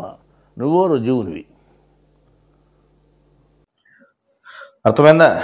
అందువల్ల ఏ యోగమైనా సరే, బ్రహ్మయోగం కానీ, కర్మయోగం కానీ, లేదా భక్తి యోగం కానీ, ఏదైనా సరే అది ఆత్మను తెలియజేసే నిమిత్తమే ఉన్నాయి, పరమాత్మను కాదు. 6వ నంబర్ని తెలియజేసే నిమిత్తమే ఉన్నాయి. 6వ నంబర్ని తెలుసుకోవడమే, అంటే 6వ నంబర్తో నువ్వు కలిసి అనుభవించేదాన్నే యోగము అంటున్నావు. కర్మయోగమైనా, బ్రహ్మయోగమైనా, భక్తి యోగమైనా కూడా నువ్వు ఈ 6వ నంబర్తోనే, ఈ 6వ నంబరే తెలుస్తుంది. నువ్వు 6వ నంబర్నే పట్టుకోవాలా. అర్థమైందా? కర్మయోగానికి, బ్రహ్మయోగానికి ఒక ఇది ఆత్మ, లేదు భక్తి యోగంలో డైరెక్ట్గా పరమాత్మ తెలియబడతాడు. ఆ విధంగా ఎక్కడ చెప్పలేదు. అర్థమైంది కదా? గురువు చెప్పింది ఇందాక మీకు. ఇంకొక ఆయన అంటున్నాడు మొన్న, లేదన్నా శరీరంలో ఆత్మ పరమాత్మ ఇద్దరూ పనిచేస్తారు అని చెప్పని ఒకచోట రాసినారు స్వామివారు. ఆత్మ పరమాత్మ ఇద్దరూ పనిచేస్తాడు అని రాసినారు. అవునయ్యా, రాసినారు. ఎన్నో చోట్ల, కొన్ని వందల చోట్ల మన గ్రంథాలలో పరమాత్మ ఏ పని చేసేవాడు కాదు, రూపనామ క్రియలు లేనివాడు, ఆయన అనుగుణమునా వ్యాపించి ఉన్నాడు, నీ శరీరం లోపల ఉన్నాడు, బయట ఉన్నాడు, అంతటా వ్యాపించి ఉన్నటువంటి వాడు. ఆయనకు ఒక ప్రదేశం అనేది, ఒక ప్లేస్ అనేది కేటాయించి చెప్పకూడదు, అది కరెక్ట్ కాదు అని చెప్పినటువంటి విషయాలు మీకు కనిపించలేదు. ఆయన ఏ పని చేయడు అనేది ఆయన ధర్మము అని చెప్పినప్పుడు అది మీకు కనిపించదు. ఎక్కడో ఒక్కచోట మాత్రము శరీరంలో జీవుడి కోసం ఆత్మ పరమాత్మ ఇద్దరు పనిచేస్తారు అని రాస్తే, మరి పరమాత్మ పనిచేసేవాడా? పరమాత్మ పనిచేసేవాడైతే ఈ శాస్త్ర పద్ధతికి సరిపోదు కదా అనేది మీరు యోచన చేయకుండా, గురువు చెప్పినాడు, నేను నిజం చెప్తాంటే అబద్ధం చెప్తాంటున్నాయా, నువ్వు శాస్త్ర పద్ధతి ఏదైనా చూసుకోవాలా అని చెప్పినాడు. ఇట్లనే ఒక సందర్భంలో స్వామివారు 6వ అధర్మము అంటే సాంప్రదాయము అని రాశారు. సాంప్రదాయము అని చెప్పారు. అందరూ ఇట్లా మేము అదే ఏది జీవుని కోసం ఆత్మ పరమాత్మ ఇద్దరు పనిచేస్తారని రాసినారు కదా, అంటే పరమాత్మ కూడా పనిచేస్తారని మీరు అనుకున్నట్టే ఆడ సాంప్రదాయం అని వాళ్ళు అనుకున్నారు. 6వ అధర్మం అనేది సాంప్రదాయము అని వాళ్ళు కూడా అట్టే అనుకున్నారు. సరే, గురువు మనం చెప్పుకోవడం వదిలే, ఆయన చెప్పినది అయితే మీకు బాగా సమ్మగా ఉంటుంది, ఆయన చెప్పినది రండి. ఈ 6వ అధర్మం గురించి మనం ఇంతకుముందు నేను చెప్పడంలో మీరు యొక్క శ్రద్ధ ఎంత ఉంది, ధ్యాస ఎంత ఉంది, మీ విచక్షణ ఎంత ఉంది, మీరు తిరిగి ప్రశ్నిస్తారా లేదా అనేటువంటి ఉద్దేశంతో నేను కొన్ని తప్పు కూడా చెప్తుంటాను. అదే పనికి ఉద్దేశపూర్వకంగా చెప్తుంటాను. దాని గురించి మీరు అడగలేదు.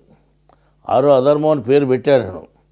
6వ అధర్మం ఉంది తెలుసు, కానీ 6వ ధర్మం అనేది సాంప్రదాయము అని చెప్పాము.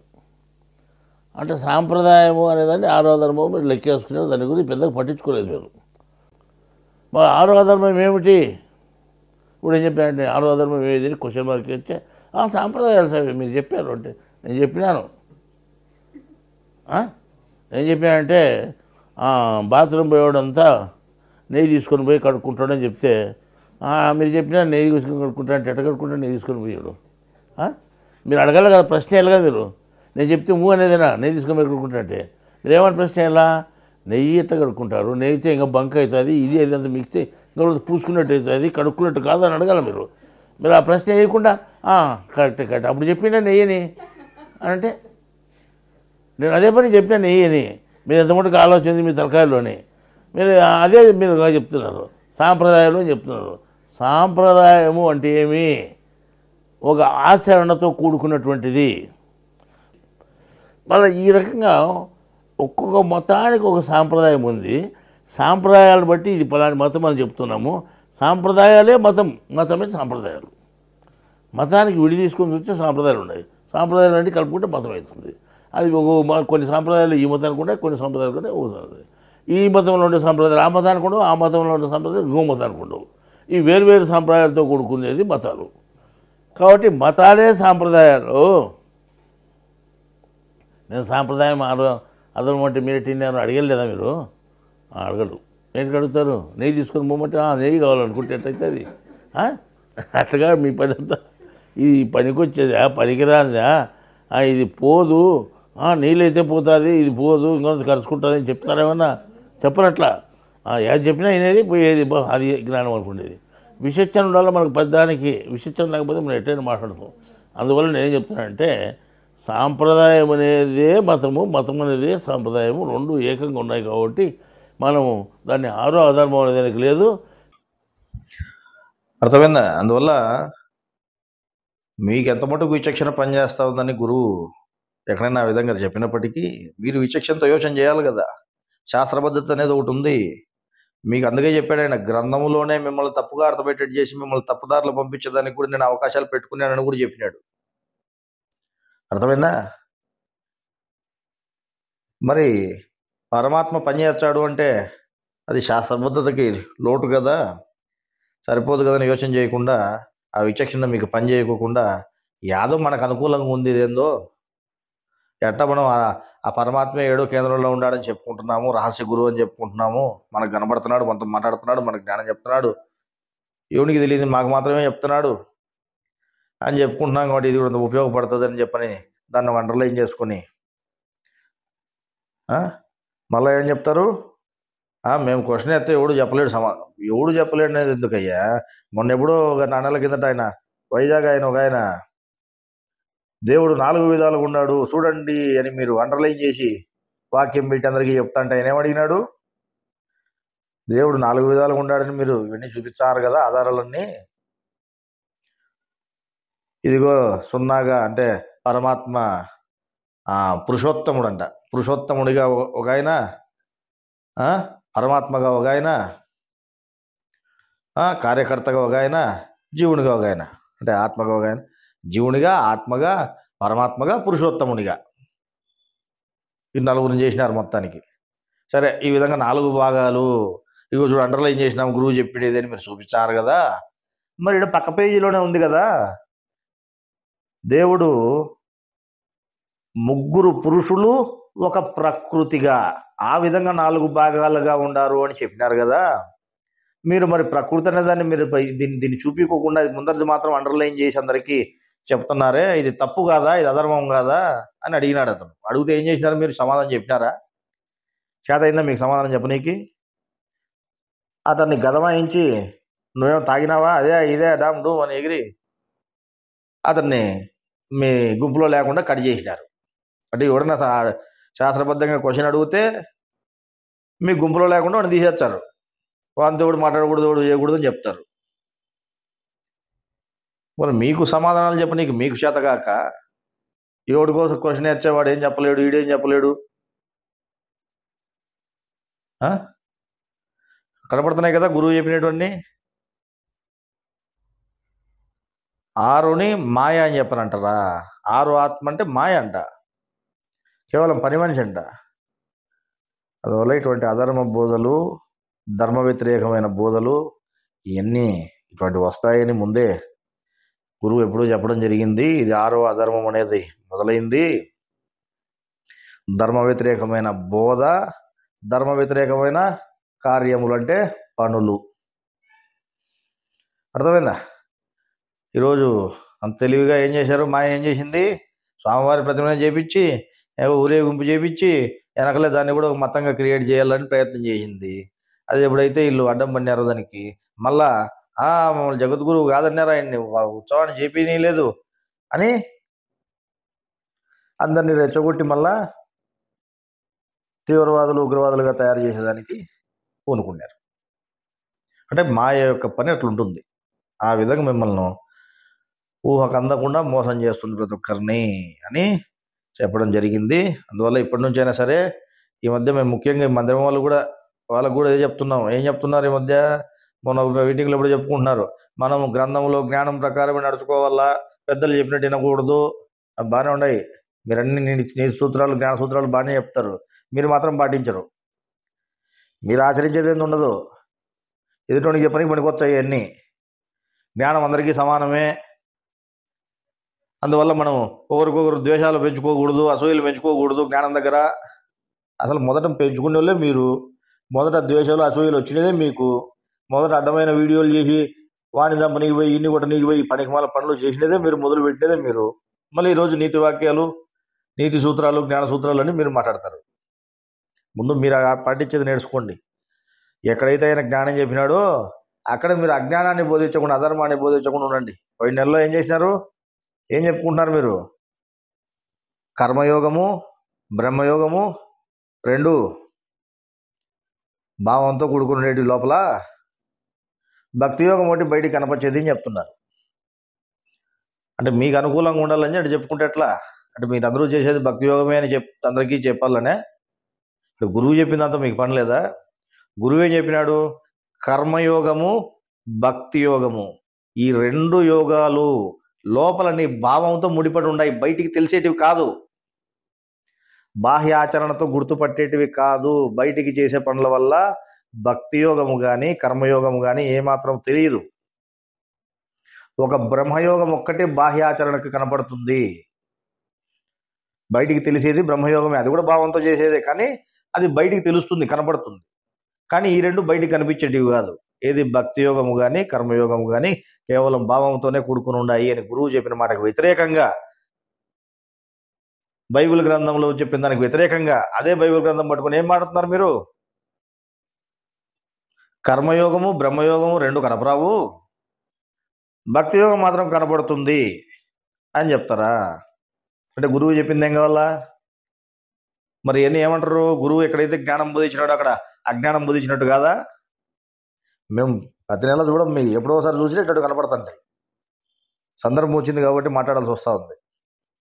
అందువల్ల ఈ మాయ అనేది మిమ్మల్ని చుట్టేసుకొని పోతుందని చెప్పినాడు. ముందు మీరు జ్ఞానాన్ని, గ్రంథాలని శ్రద్ధ పెట్టి అర్థం చేసుకునే ప్రయత్నం చేయండి. మాకు తెలుసు, మేము అన్నేళ్ళ నుంచి ఉన్నాం, ఇన్నేళ్ళ నుంచి ఉన్నాం, ఇలా మాకు అప్పచెప్పినాడు, ఇవన్నీ ఇడిచిపెట్టండి. మీ గర్వం అనేది తలకాయలో వచ్చి తీసేయండి, అప్పుడే మీకు జ్ఞానం అర్థమయ్యేది.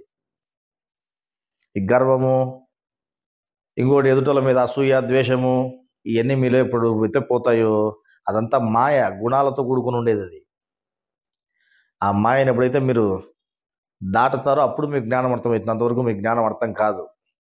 మీరు అనుకుంటున్నారేమో మేము గ్రంథాలు చదివాం, మాకు తెలుసు అని. మీ గ్రంథాలు మాత్రం ఉన్నాయి, మీ దగ్గర గీట్రాయి లేదు. అర్థమైందా? గ్రంథము వేరు, గీట్రాయి వేరు అని చెప్పారు గురువు. ఆయన గ్రంథాలు ఇచ్చాడు మీకు, కానీ గీట్రాయిలే. మీకు శ్రద్ధ ఉంటే ఇచ్చాడు గీట్రాయి, మీకు శ్రద్ధ లేని గీట్రాయి ఎందుకు ఇచ్చాడు ఆయన? అందువల్ల మీరు శ్రద్ధ జ్ఞానం మీద పెట్టండి, అప్పుడు జ్ఞానం అర్థమవుతుంది. పెద్దల మీదనో లేకపోతే మీకుండేటువంటి మీ భావాల మీద పెట్టుకుంటే ఏ ప్రయోజనం లేదు. అర్థమైందా? ఇటువంటి అతివాదము, ఈ ధర్మ వ్యతిరేకమైన బోధ,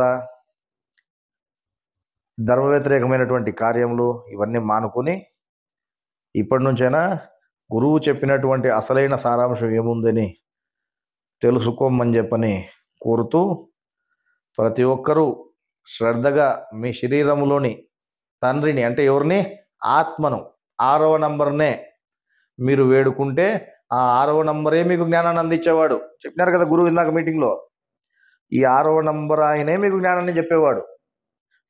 మనిషి చెప్పిన మాటలు విని 9వ నంబర్ జ్ఞానం చెప్తుంది, లేకపోతే 9వ నంబర్గా ఉండేవాడు మనం తెలుసుకోవాలా, అది అయ్యే పని కాదు. ఆయనను చేరుకోవడం కోసం, ఆయన తెలుసుకోవడం కోసమే ఈయన మార్గంగా పెట్టినాడు 6వ నంబర్ ఆయన. అందువల్ల వాడెవడో మోసం చేస్తే మీరు మోసపోవద్దండి. మీరు శ్రద్ధ అనేది గ్రంథాల మీద పెట్టుకోండి. ఆ గ్రంథాల మీద శ్రద్ధ పెట్టుకుంటే ఇంకోటి చెప్పాల్సిన అవసరం ఉంది మీకు? ఇంకోటి వచ్చి చెప్పాలా నీకు?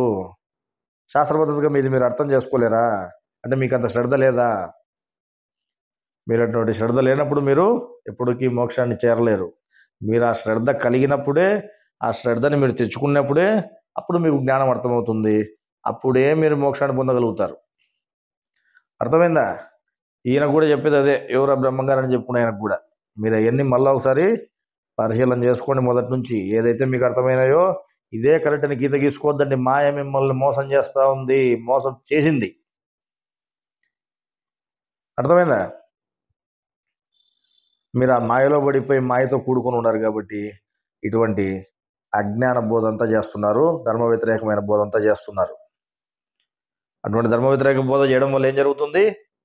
యుగ యుగాల పర్యంతరము పాపం అనేది ఎక్కుతుంది అని చెప్పడం జరిగింది. అందువల్ల మీ మంచి కోసమే చెప్తున్నాము. జాగ్రత్త పడండి. శ్రద్ధగా మరొకసారి పరిశీలన చేసుకోండి. గురువు చెప్పినది 3 పురుషుల గురించే, 4వ పురుషుడు అనేవాడు లేనే లేడు. మీరు అర్థం చేసుకోవడంలో పొరపాటు పడుతున్నారు. భగవద్గీత గ్రంథమే కాదు, చాలా గ్రంథాలలో మేము ఆత్మకు చెప్పాల్సిన విషయాన్నంతటిని కూడా పరమాత్మ మీద చెప్పాము. ఆయన దేవుడు కాబట్టి ఆయన గౌరవార్థం ఆ విధంగా చెప్పాల్సి వచ్చింది. ఆత్మ అనేది ఎవరికి తెలియబడకుండా ఉండాలని అనుకుంటుంది కాబట్టి ఆత్మ చేసే పనులన్నింటినీ పరమాత్మ మీదనే చెప్పింది అని కూడా స్వామివారు చెప్పడం జరిగింది.